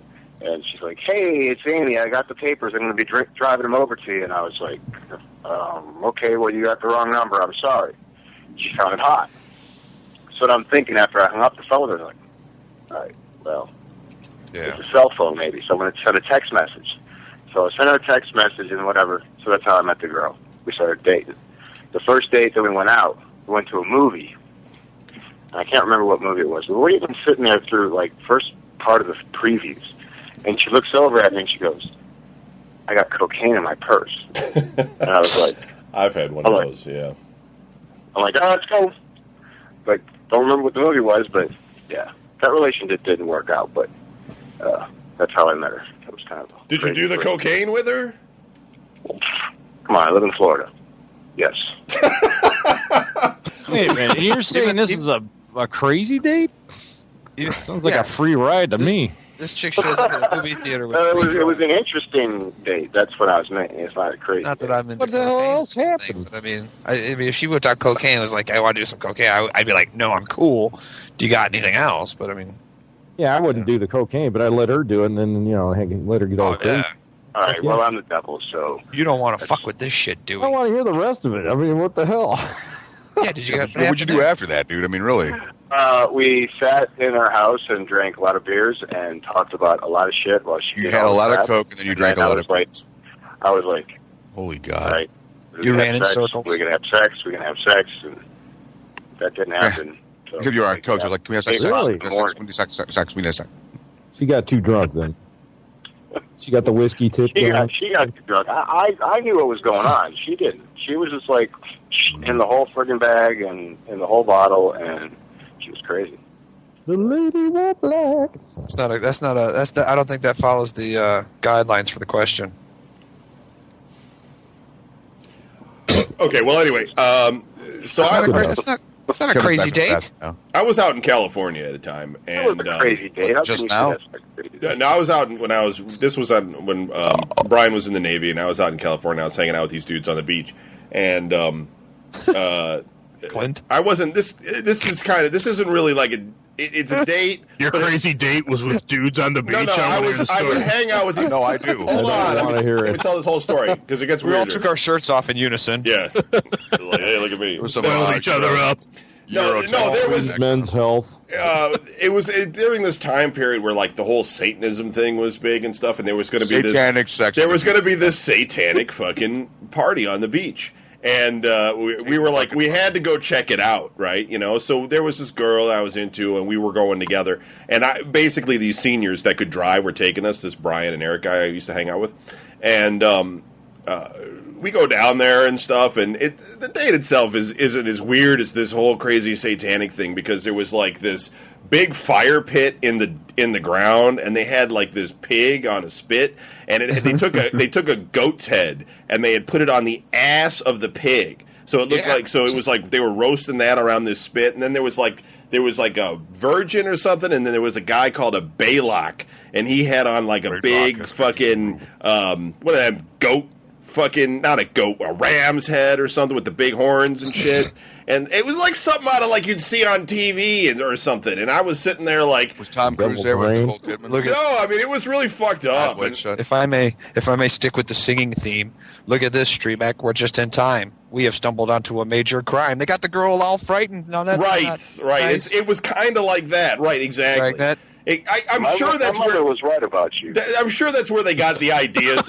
I don't think this came from any handbook, because Brian used to bring the handbooks home and stuff. See, this is why Kevin's all knowledgeable, because he's like, the devil. Exposed to wacky nonsense. I mean, I was just there as a guest, and I was with this Just girl a part and stuff. of the devil's eye. And these guys, there was like these older guys there, and they were always trying to like ply her. They were like, why don't you come and talk to us? Because there's like guys that, they could be like 19 and stuff, and it doesn't matter if the girl's like 15 years old and stuff. They're like, they're just dicks. And you're just like, she's with us, it's all right. And they're always trying to like grab her, like, here, come here and look at this, and lose her in the crowd and everything. So you're like constantly having to sit there and be like, kind of like holding on and stuff and going with her. I feel like Forrest Gump. But you don't know, because everything you've been taught about like crazy Satanistic stuff is you're waiting for some flash of the knife or something to come out and just like take you down or something. It's all horror movies. Put her on the table. We're waiting for that to be a loud bam. Sacrifice her in front of. It was just Ernest Borgnine's there. Who would summon me from the pit? It was just weird, and then there was like all this the surfing group was there, and it was like those guys were cool because they just drank and partied and stuff. There was just this other thing that was going on, and goat fucking. There was no goat That's fucking. a crazy fucking date there. Yeah, right. It wasn't exactly like a date. We were just together, but it was It was like long, and I was trapped basically because the other guys I was with were loaded. And they were laughing at the goat-headed pig thing and thinking it was hilarious. So I don't know. I mean, it had like a real serious satanic ceremony. You fucking high drunk fuckers make it like right. But it wasn't just two people. It was like it ain't funny. It was like some exhibition thing. Like they were trying to recruit members, and like so a bunch of people had gone down because they had like put out flyers all over the school, and so like you go see our condominium, and people were like, free beer and all this kind of stuff. So everybody went down there. It was like a private beach, and it was just, it was so weird. I don't know because I'm from the Catholic family and stuff, and I'm like, oh my god, what are we doing? This is like evil and everything. I don't know, Brian. If you would have been there for it, you probably would have been like, yeah, and running around, fucking. Dude, I'd have been totally out of control. he was in fucking trank gun me, He was in the goat pig. Yeah, he was the guy turning the spit and shit. He was like, yeah, this is it. No, I mean it was fucked up, fucking. Yeah. So anyway, that's definitely the weirdest thing. Although Larry tempted me, I wanted to tell my Moonlight story, but it wasn't crazy enough. We got more. We can go for a double. If we get time at the end. What? That chick that you brought over on game night?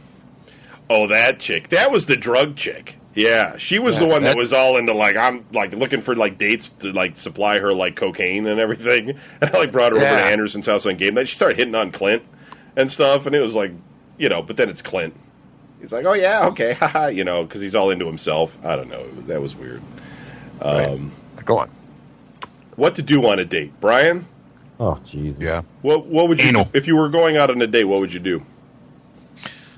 Shower. Well, yeah, Not you. What do you do on the date? Where would you go? What would be a good date for you?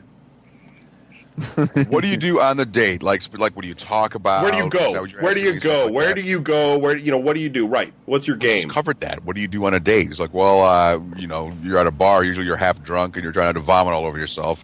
Because that's not really a cool way to fucking pick up chicks. Jesus not Christ. Picking up chicks though. This date in fucking years. I don't even know anymore, dude. That whole fucking tribal dance of, tribal dance. I like fucking Caesar's just want to go fuck and get it over with.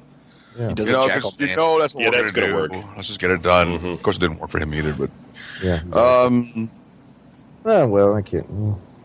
What do you do on a date? Oh, my God. You try to... The best thing you can do, as far as I'm concerned, is try to make sure that who you're with is having a good time. And you can usually do that by asking her before you guys go out on a date things that she likes to do. And if she sits there and talks about her friends a lot... then prepare yourself to have to listen about her friends a lot. It depends on how much you need to get laid by this person. Inevitably, you'll know if what you're doing on a date is working or not, because if she's constantly checking her cell phone or looking around the bar or nightclub for other people that she's certain might show up but probably never do, or especially if you two go to someplace which is neutral, which you've both never been to before, and she's still looking around for anybody else to fucking be that she finds more interesting than you, the date's done. Done. It's just over. Just give up. Pretty good advice, yes. You know what I'm saying? It's just you're out with somebody, you can tell right away if they're paying attention to what you're saying and you're laughing and they're saying, right, I understand, then then it's on and everything's going good. If she looks at you every so often and just goes, uh-huh, and you're like, yes or no. Yeah, okay. That's a no. The date's done. Just give it up. You want it in your mouth or not? Yeah. You guys are not right. All right. I'm just saying. I can't tell you how to make the date right, but I can most certainly tell you the warning signs of when the date has gone wrong. Oh, I can tell you all those. I've seen them all. When they get up to use the bathroom and they're gone for 30 minutes, the date has gone horribly wrong. I think the worst one I saw is hey, your friend is really hot. What's his name? Do you know his name? Oh. Yeah. That's really? Good. Get the fuck out of my face. Of course. When you take your date to a party and she disappears into the bathroom with Brian, your date is not going well. That's all right. Yeah, you guys think this is funny, don't you? This is real fucking funny. Ha ha ha, Anderson. My shit is usually I'm the one that ends the date because there's something about them that I fixate on that I'm not happy with. Like I'll be with a girl and she'll have like her second toe is bigger than the big toe. She'll have a mole or something on her. They had a chick that he bitched about that to me about. And I'll just like look at it and be like, what is that? Why is that there? You know? That's what I brought up, the mole, the mole. Like, what the fuck is that about? You know? I'm not happy with it. And then it's like, all right. It's the OCD won't let you let it go.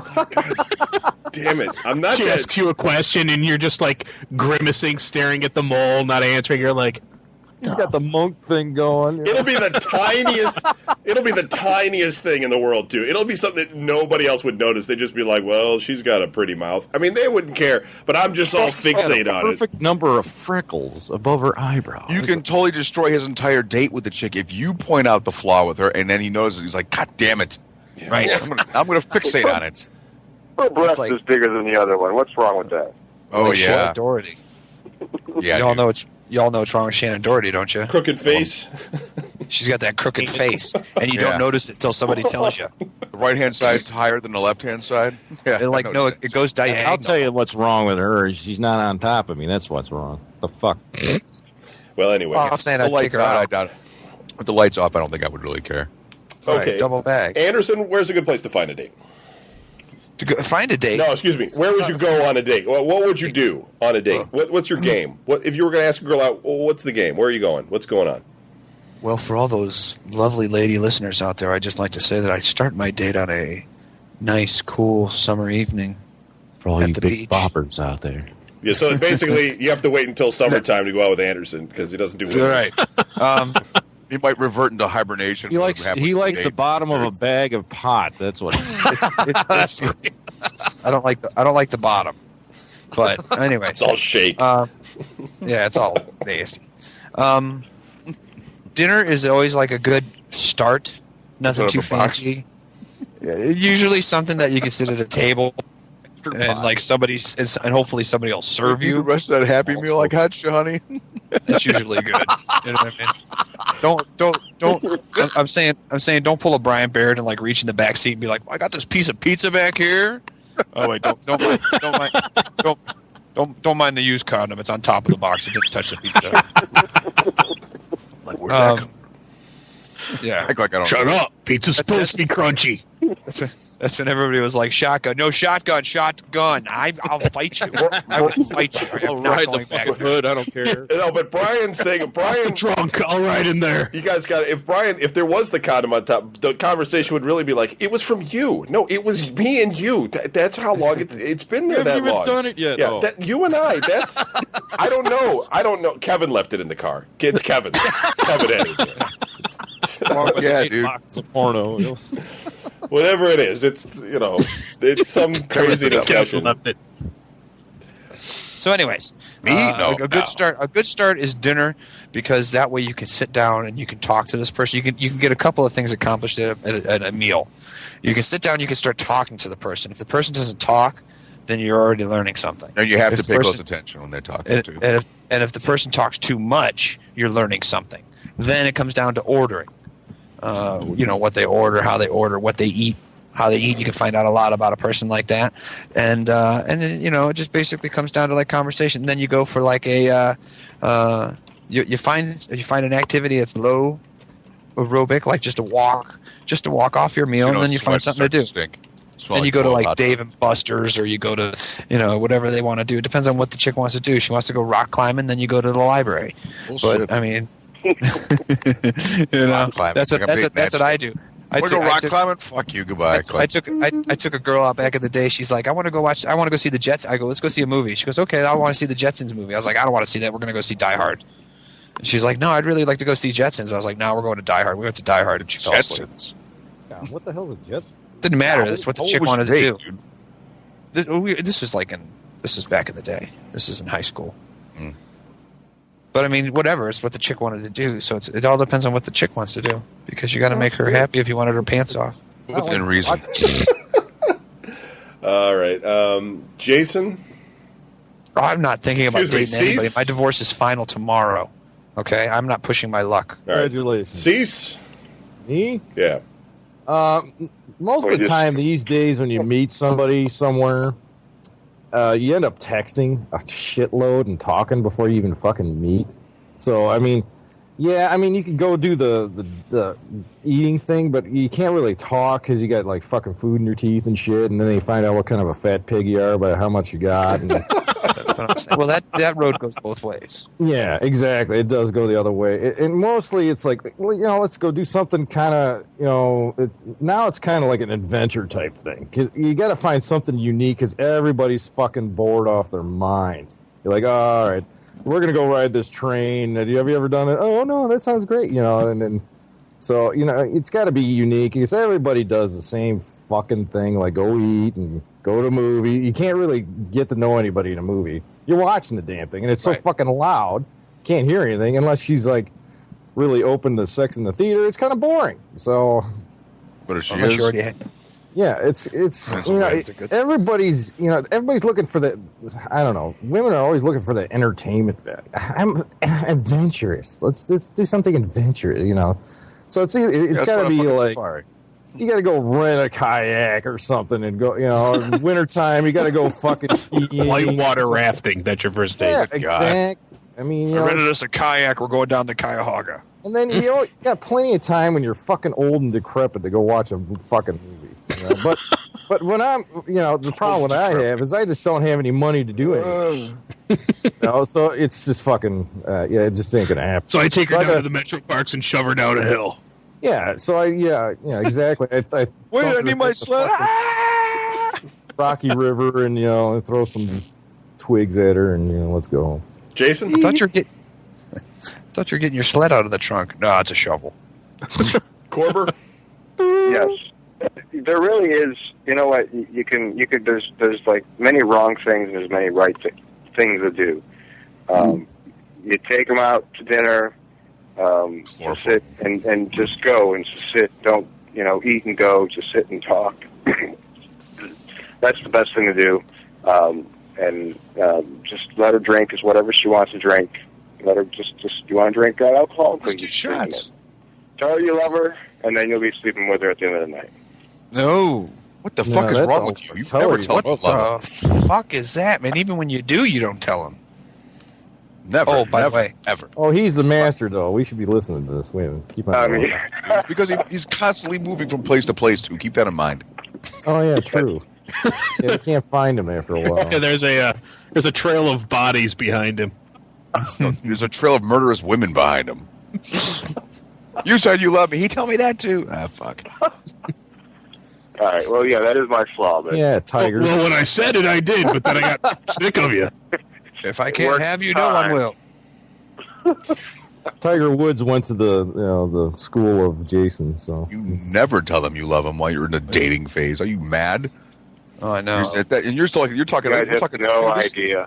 No idea. Trial and error phase. You certainly don't fucking say I love you because they're like desperate. Special needs. See, I did that once, and the chick looked at me and went, "Oh no," and I was like, "Oh, see, that's not good." Yeah. Like that can't be. That can't be good at all. Yeah, I've completely failed everybody that is a man. Oof. Larry, did I get you? Oh. What? Did I ask you that question? No. Well, so what's your answer? But I typically am a dinner and a movie sort of guy because again, more often than not, I already know her, so it's not a question of getting to know each other because.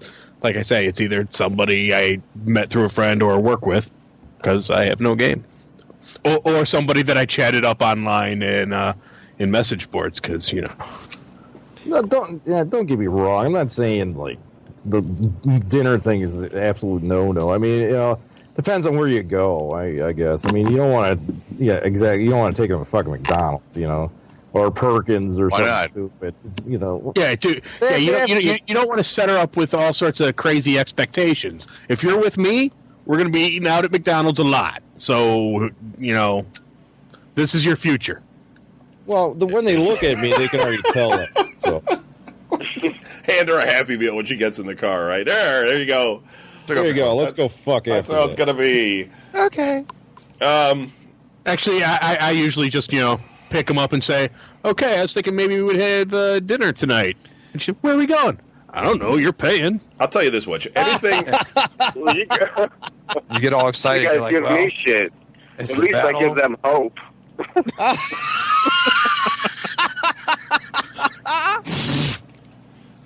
I'll tell you what, though, my situation. It seems like no matter what I try, it always ends up in failure when it comes to any of that. It is never something that works out in that sense, like dinner, movie, going out, whatever it is. It always ends up like it doesn't work. And I'll tell you one of the things though that I have learned: never, ever, ever, ever go out with her and her friends on a first anything. Forget about it. She will spend 99% of the time talking. Yeah, dude. Get them all naked together. Yes. No, her and her friend and her friend's boyfriend, and they're all talking, and you're just there, and they don't know you, and they're all talking to each other, and you're just like, take over the conversation and act like the man. That's what it is. And then they're like, "Oh, he's so great," and then like, you're gonna get it. Every time you say anything, even trying to be funny, they just give you that stink face look, and then they go on and talk about something else altogether. Yeah, but it sucks. It does. It blows. You don't have a chance to get to know each other because they're so busy telling you everything about them that you just sit there and you're like, wow, this. Nod and smile. They're all sitting there. She's sitting with their friends. Remember that time? Right. He's like, no, I don't actually. Right. I wasn't there. All you got to do is go like, "All right, shots," and then they don't have to worry about it anymore. Shots.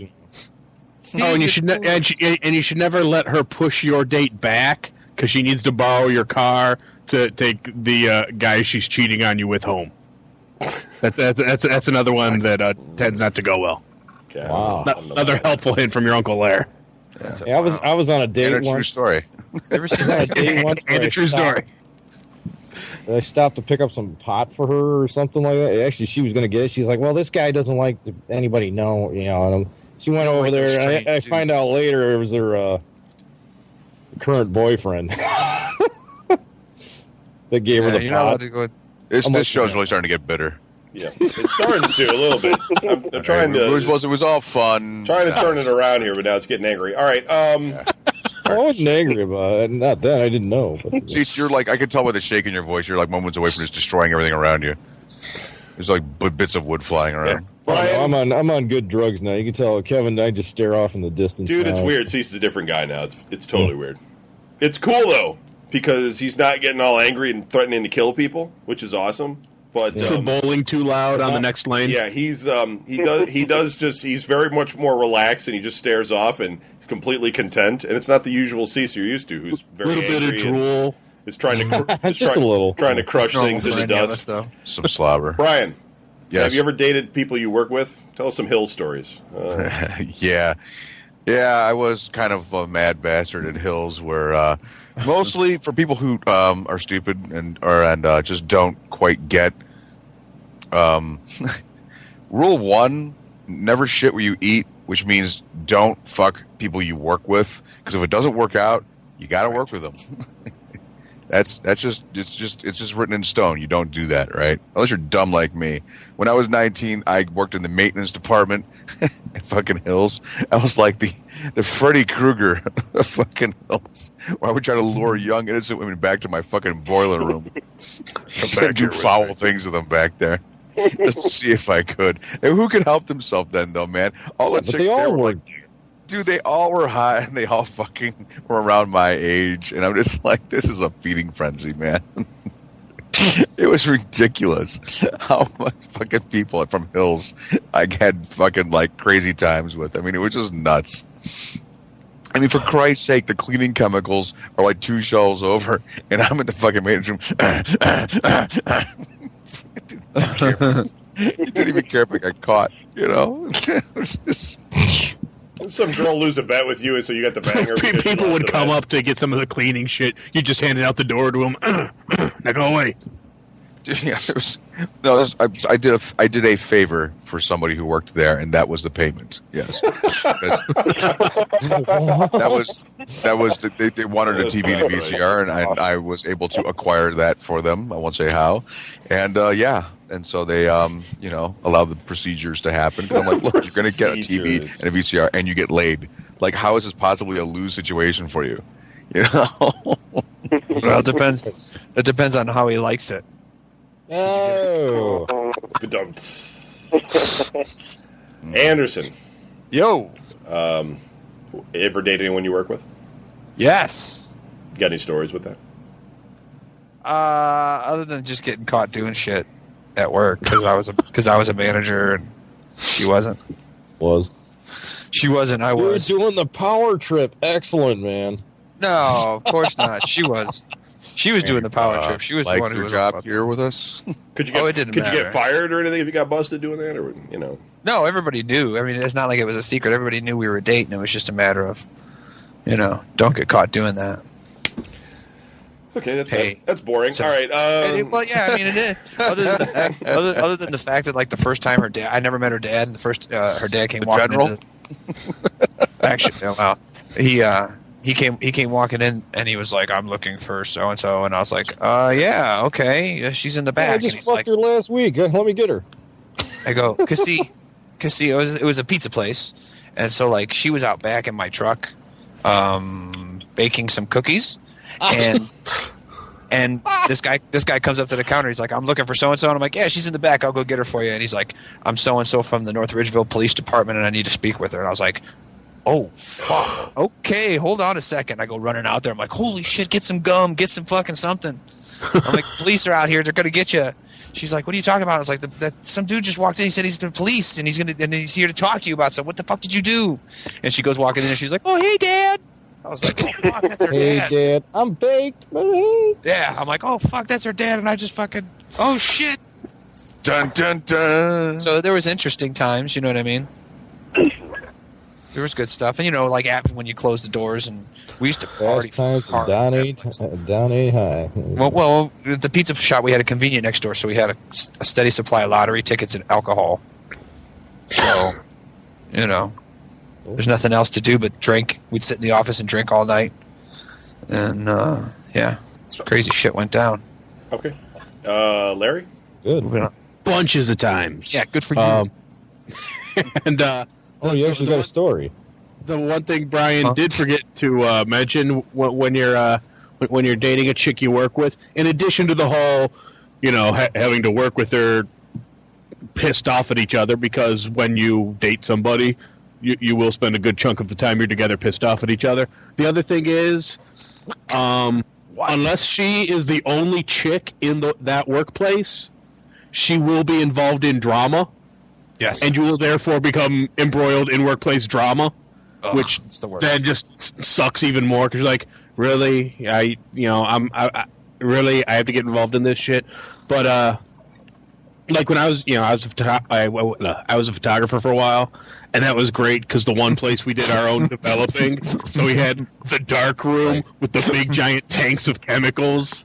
So fucking you got going on, man. I just had a flashback of that Different Strokes episode where the guy who owns the bike store, and he's like, "Come here, Arnold and Dudley, let's go take some pictures." Awesome. This week, then you get to after hours you get to pose her and shit on like that bearskin rug people use for their baby pictures and shit. Right. But you'd be like, "Fuck are you?" You'd be like, is it Sears or something or what? He's at the booth at Walmart. Come on. You'd be like, I noticed on the electric ride in front whenever you print your 5x7s, they're coming out kind of dusty. How about I come in there and help you out a little bit? And so, let me knock some dust off you. How come it took you guys a half hour to print this package? Well, there was a problem with the toner. She was handling another package before we could take care of that one for you. But yeah, but because I'm sort of forced to speak with them there, that's one of the few places that I can actually pick up women, because for whatever reason, people seem to think I'm this nice guy when they listen to me speak. So, yes, I've dated all sorts of chicks I worked with. Okay. Cease? Once, and it was just like one date, and we met at this bar, and it was all cool. We're all into each other and shit. But I had this loudmouth friend that was working there. Kevin knows him. His name was Eric, and he used to work there at that time, and she hated this guy, right? And we went to this bar that I frequented a lot, and I'm like, so I was all comfortable, all this shit. We were getting, having some good convo, and it was fucking, we were, laughing and shit.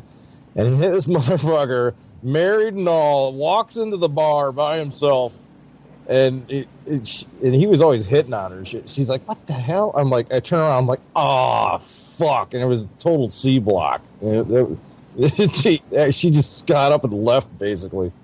And that was about the end of that. So, no. Never really got to really date anybody from work. Jason? Yes. I dated this girl once in this place. Remember I worked at that response place, the emergency response center? Well, of course, yeah. Okay. No. I only saw you. Well, you're Mariana.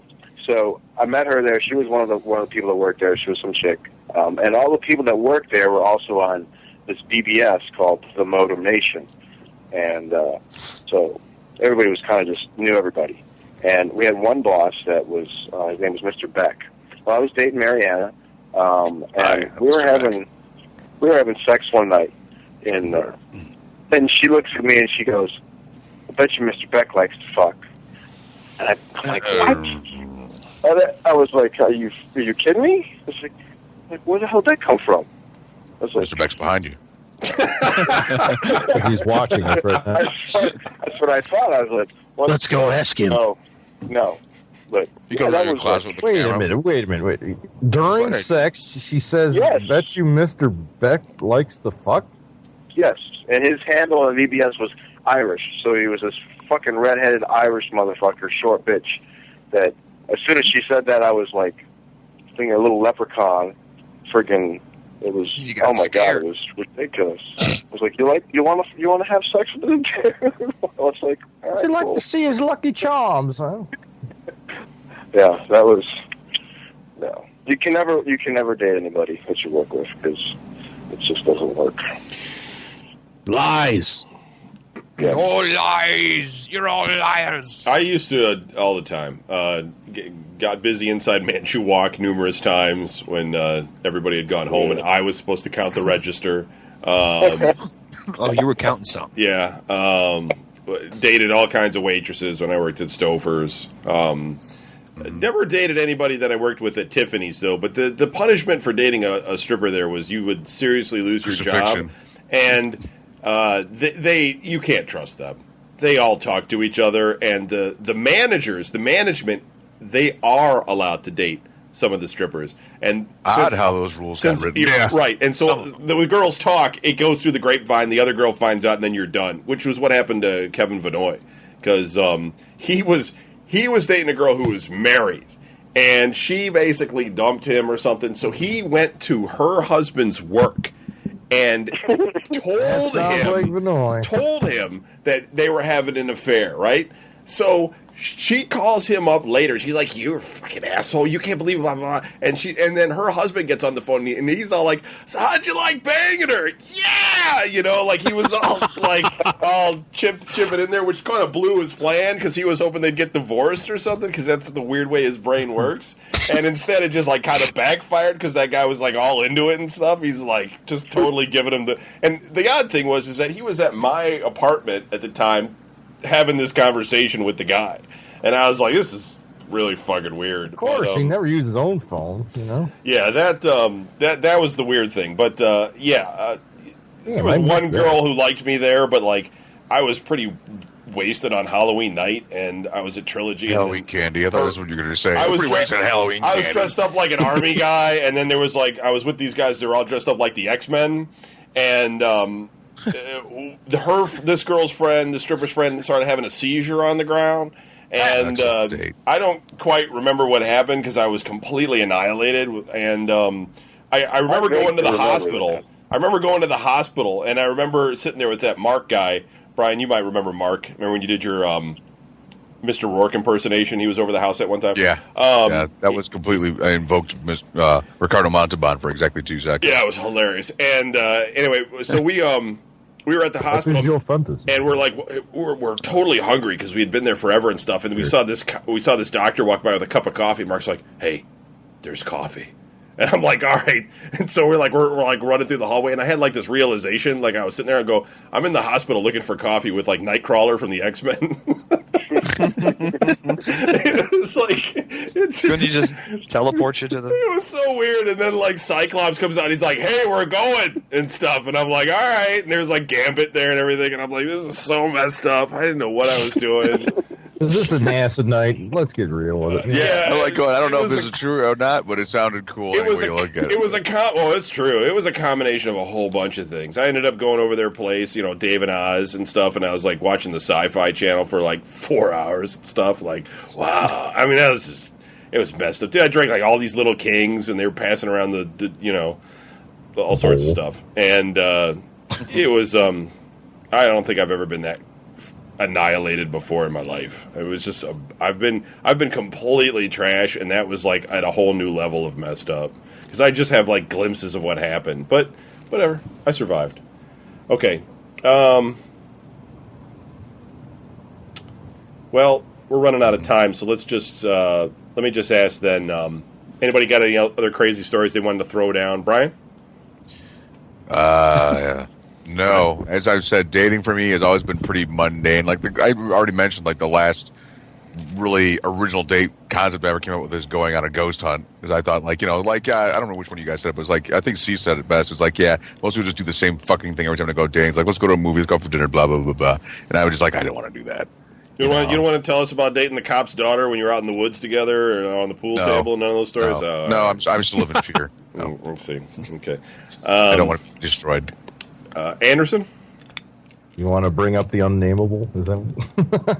I don't think no, nothing I can think of off the top of my head. Okay, well, if you think of something, I will. I got a minute. There. Larry? Well, I did have my one experience picking up a chick on the interwebs on one of those old BBSs, and that was the one where I've heard this story. Yep, go ahead. I was talking to this girl online. Well, this woman online, and I knew she was older. She had told me she was older, but you know how it is. You know how it is when you haven't had it in a while. So I was talking to her, and she's really nice. She's like, "Hey, why don't you come over?" I was like, oh, "Okay." So I go over to her place, and yeah, she was older. And basically, I walked in the door, and I was like, "Uh-oh." Change my diaper. Her grandson answered it. I was like, "Uh-oh." Because she was vodka and Metamucil. She was about she was like in her 40s at the time, and I was like 22, 23.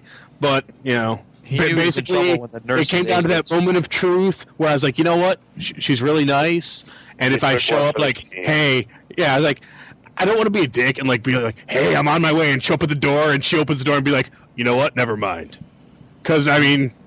That I'd have to feel bad. So I went ahead and took one for the team.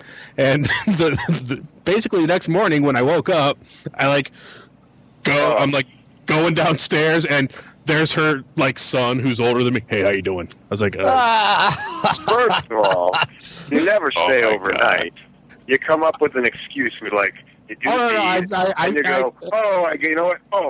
My ulcer she tranquilizes his ass. That's why. My wife is sick. At some point, I just fell asleep. You got the diarrhea or something. Get the hell out of there. Yeah, at some point, I just fell asleep.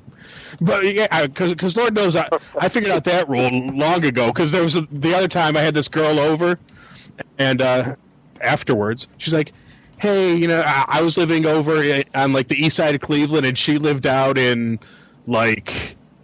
Amherst or some shit, and she's like, "Hey, would it be okay if I just stayed here?" And I was like, "I don't think that's a good idea. You should go." I'll drive you home. I will carry you home on my back if I have to. Get out. Let's go. Get on my bike. We'll get out. I'll bike you there. We've been here for an hour. Everybody get out. Look out. Okay. Got to get out of here. There's an elephant coming. Cease. What was this question? Any other crazy stories you got? Anything? You got anything? Oh, talk about how blind date story. Here we go. A couple of my friends had their girlfriends, and they're like, "Well, one of their friends, they're like, well, I got somebody you can set you up with. And I'm like, no. I don't do this stuff. And she's like, oh, no, and I kind of knew her. She was like a friend of mine. And I'm like, all right, whatever you do, if she's like hideous, I'm going to kill you. All right. If she's hideous. Yeah. They're like, no, don't worry. I wouldn't Open do the that gates. to you. Give us the eye, Don Cease. I'm like, don't worry. I would never do that to you. You're all right. sweet. Whatever. It's fine. You You're nice. And she's really, what she look like? She's really nice. Oh, fuck. Yeah. Do so. And anyways, so I'm I hungry. pick up my other two friends and their dates, and they're like, all right, let's go over. I can't even remember her name. I thought it was Shamu or something. But Shambo. anyways, we get to the house, and it's like East Cleveland. It's not like horrible neighborhood, but it's up there, And, I hear this, all right, I'm going to leave now. And I see this giant fucking foot hit the fucking porch. And the porch is wood, So all the boards are like bending upwards. I'm like, oh, this ain't. And they're all fucking laughing in my car. And I'm like, this no fucking way. And this huge freaking leg comes out. The fucking car is shaking. And I'm like, this is not her. And they're all fucking laughing their asses off. And, I feel bad, but she came out and she had to be over 400 fucking pounds. So I just sped away. My car at the time. So I told everybody to get the hell out. Yeah, my car at the time could fit probably like 10 fucking people, all right? So 4 Or her. sit in the back seat, and her ass could not fit. I had a fucking bench seat in the front, and her ass was touching me when she's sitting in the front seat. She's like, oh, and the fucking car like leaned to her side. I had to fucking keep the steering wheel at fucking 10 so I could keep it on the road, all right? I mean, jeez. And she's real nice. And I'm like a nice person, so we did the date thing, but I just like, no, And then these fuckers wanted to prolong this fucking shit and go to one of their friends' house till like fucking 2 a.m. And they're all fucking doing each other in other rooms, and we're like sitting in the living room with the TV on. I'm like, yeah, and she's hinting that she wants. I'm like, dude, I'm thinking to myself, oh no, thanks. I'm thinking to myself, I'm like, I wouldn't even know where to begin to find that fucking hole. She'd be like, don't worry, Fuck that. And I'm like, oh, finally, I ended up dropping her off. I'm like, I'm never again, ever. Damn, it's a hard story. All right, Jason. No, I think I'm pretty. I don't think. You don't have any more stories. Yeah. Come on. None that I can think. I have plenty of stories, but none that I can think of that I can tell. Tell us about that time you went. That girl was telling you to come over, and you were going to get laid, and then she lied to you because she weighed like 500 pounds, but then you went in and did her anyway. What? Come on, why does Kevin have to remember your stories? Because he's trying to forget it. Come on, man. Even the fucking studs have some bad ones. Come on. You got the mopeds. Well, I got plenty of those bad ones, yes. Jeez. Well, yeah, that one. Well, the one that I went to is like one time I don't remember how I met her in the chat line, I think. And this was way back in the day. And she lived way the hell out. She's like, come on over. Nobody's home and blah, blah, blah. Drive all the way out there. It was like an hour and a half drive, really. And I'm like banging on the door. You could see somebody come and look at the people. And they go away. Banging on the door. Standing there with my pillow in my hand and going, pillow? Say, bring a pillow with you? Like, are you serious? I just drove an hour and a half. All right. Get back in the car, drive all the way back. Yeah, that was... Oh, so nothing happened? They didn't let you in? No. Did they ever talk to you again? I don't know. Maybe she was a child, probably. I have no idea. I have no idea. But that was... Oh, that was fucked up. Or you could tell us about the probably time... the neighbor, like You could tell about the time you were at my house and there was that girl there, but she liked Mario, so you decided to break your hand. That was a good story too. Oh Jesus! That was the night that me and Cease were drinking the Goldschlager. The Goldschlager and the Jägermeister together. And the Jägermeister. Yeah, the worst fucking night of my life. Yeah, that. Just him and I, we drank a whole, I think it was a fifth, and we were playing football with a cardboard football cutout in Kevin's living room. And, yes, there was this chick, her name was Melissa. She was this, like, redheaded bitch, and Mario, he's like the little monkey that he was. I know her for a while. Now, see, look at all the racists out there. All the racists out there are going to think you're talking about a black person. No, he's Italian. And the rest of us. All right, his name's Mario, and he acted like a monkey. Kevin used to tell me about that, and he's just like, "God damn, it's fucking annoying." Dude, he was the nicest guy. He still is. He was the nicest guy. He was completely low key. But then, if you got him going, he turned into this, like Jason was saying, like this monkey.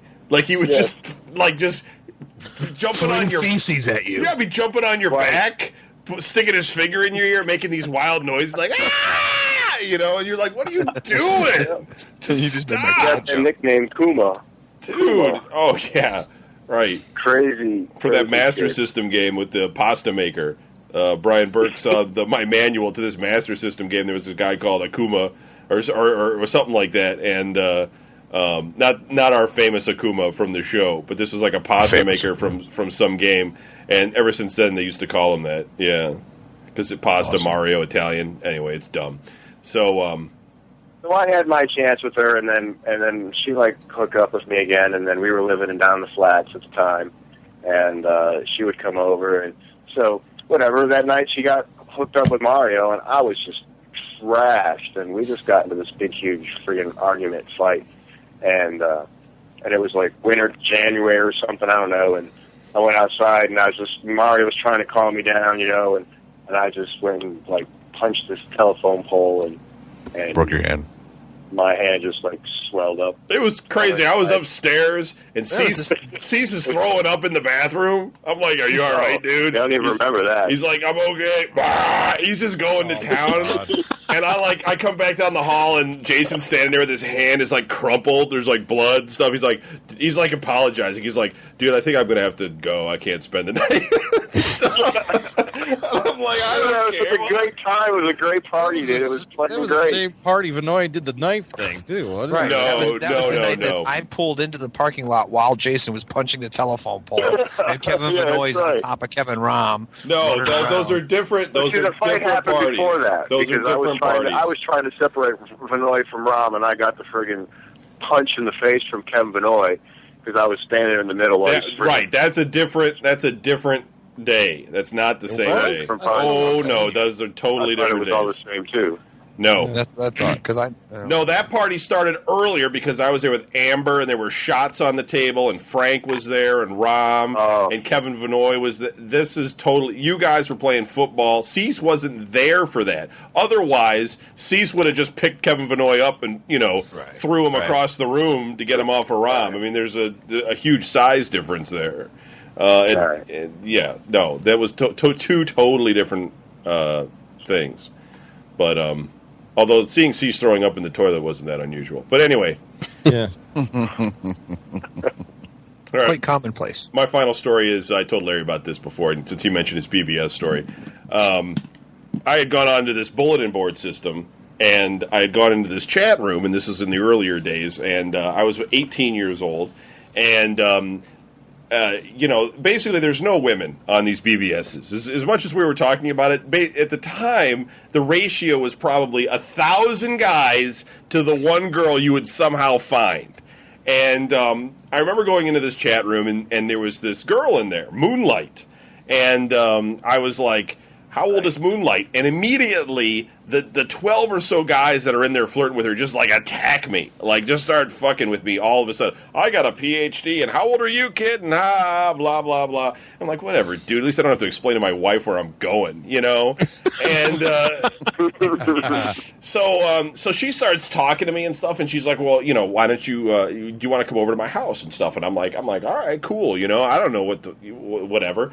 So I, like, go out by Cleveland State Road somewhere. I forget where it was. Not the best neighborhood, but it wasn't horrible. And I meet her, and she's actually fairly attractive, you know. And she had 6 kids, and she was 22. And I was like, good sign. Yeah, I was like, one had died, and one she gave up for adoption, and she had 4, something like that. And they were in the house, and then there was some guy in the house. And he was like walking around, and he was going downstairs. I'm like, who's that fucking guy? You know, like, does he live? Are you guy? You know, because it was getting weird, right? And I was like, are you together? Is it, no, he's just my roommate and stuff. I'm like, you have a attractive girl, some guy living with her. You know, you're just kind of like thinking in your head, this is getting weird. Not going to work. Right. They've done it in a... Right. You know, it's like... And so she's like, do you want to go, you know... Because she's asking me, she's like, do you want to go upstairs, you know? And I was like, I'm thinking this guy's there, you know? And he's going to come in, he's like, what the fuck? You know, and just tear me apart. And I was like, no, you know. And the whole time... I turned my back for 5 minutes. Right. And the whole time I'm there, I'm hearing these modems pick up. And those of you that weren't born in the modem age, you know, the modems used to sit there and go, and then they would stop and they would pick up the line. Just go out. And it kept going off, and I'm like, boy, that guy's calling a lot of bulletin boards or something. And she's like, yeah, he likes to do that and stuff. And I didn't know this at the time because she was playing coy, but she owned the BBS. And she had inherited it from her divorce from her husband. So she owned this Afterglow BBS with like the 20 dial-in lines, and she was like, no, nothing, and I was just kind of like so with her and stuff. But then she like asked me to be her boyfriend, and I was like, no, because that just isn't gonna. That's not gonna happen. Like, just she had 4 kids, and I'm 18. You know, like how's that gonna? That's out. How's that gonna work? You know, I'm 18 and but we like hung out for a while and. She became a stripper, and then Jason, you remember Moonlight, right? She ended up with like Red Dragon or something, and but she became a stripper. She would visit me at Tiffany's and stuff. She'd actually come in and like sit at a table and talk to people and stuff.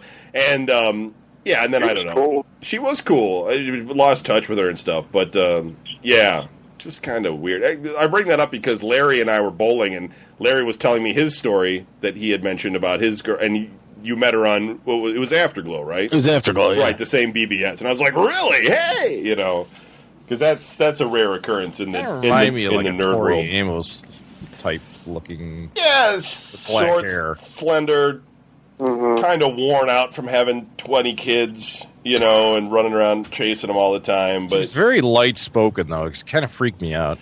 She'd like float across the floor. She'd like float across the floor when she walk like real slow, and she'd like the thing from the Ghost Story, you know. It's just we get real close, into the skull come out. There's some people you could talk to though that were like after midnight. There were still people that were awake in your life. So there was like people that you kind of like with me because I worked that weird second shift. There's people that you would continue to talk to. That like you would hold on to as friends because you had this weird thing where like you knew there was only like Anderson was talking earlier how like you couldn't call his house after 9. Like there was like only a few people in your life that you could call after a certain hour at that age group without upsetting some natural order to their life. So I don't know. You end up hanging on with those people. All right, so that's 2 hours. So let's wrap it up. Right. 2 weeks from now, we're going to do an episode on fights. After that, I'm out of ideas for shows. If you have an idea for a show, I turned down a lot of ideas, but if you have one and you think it's a good idea for a show, write in to me, send it to editor@videogamenews.com, and we might do it in the future. Otherwise, we'll probably go towards current events and discuss things that are happening now and our opinions on them, which I don't think will be as good as the topical conversation, but I'm just completely out of ideas. And, of course, if any of the other hosts have an idea for a show and you don't mind being rejected, you can also submit it to me. You have to get used to rejection on this show. Yeah. Next week is video game news. We have the new news format, and Brian, Don, Cease probably don't have any idea what that's about, but nope. Maybe if you listen to the old VGN. We got a lot of people write in that tell me that they really like the new format, so that's good news. I'm glad that everybody likes what we're doing, and hopefully we won't get sued for libel or something. Okay, that's it. We don't have an outro, so we're going to do sports at 10:20. So there's going to be a 10-minute D&D. Fuck you. And Sergio. That's it. Thanks for listening. Spoon. Late. Peace.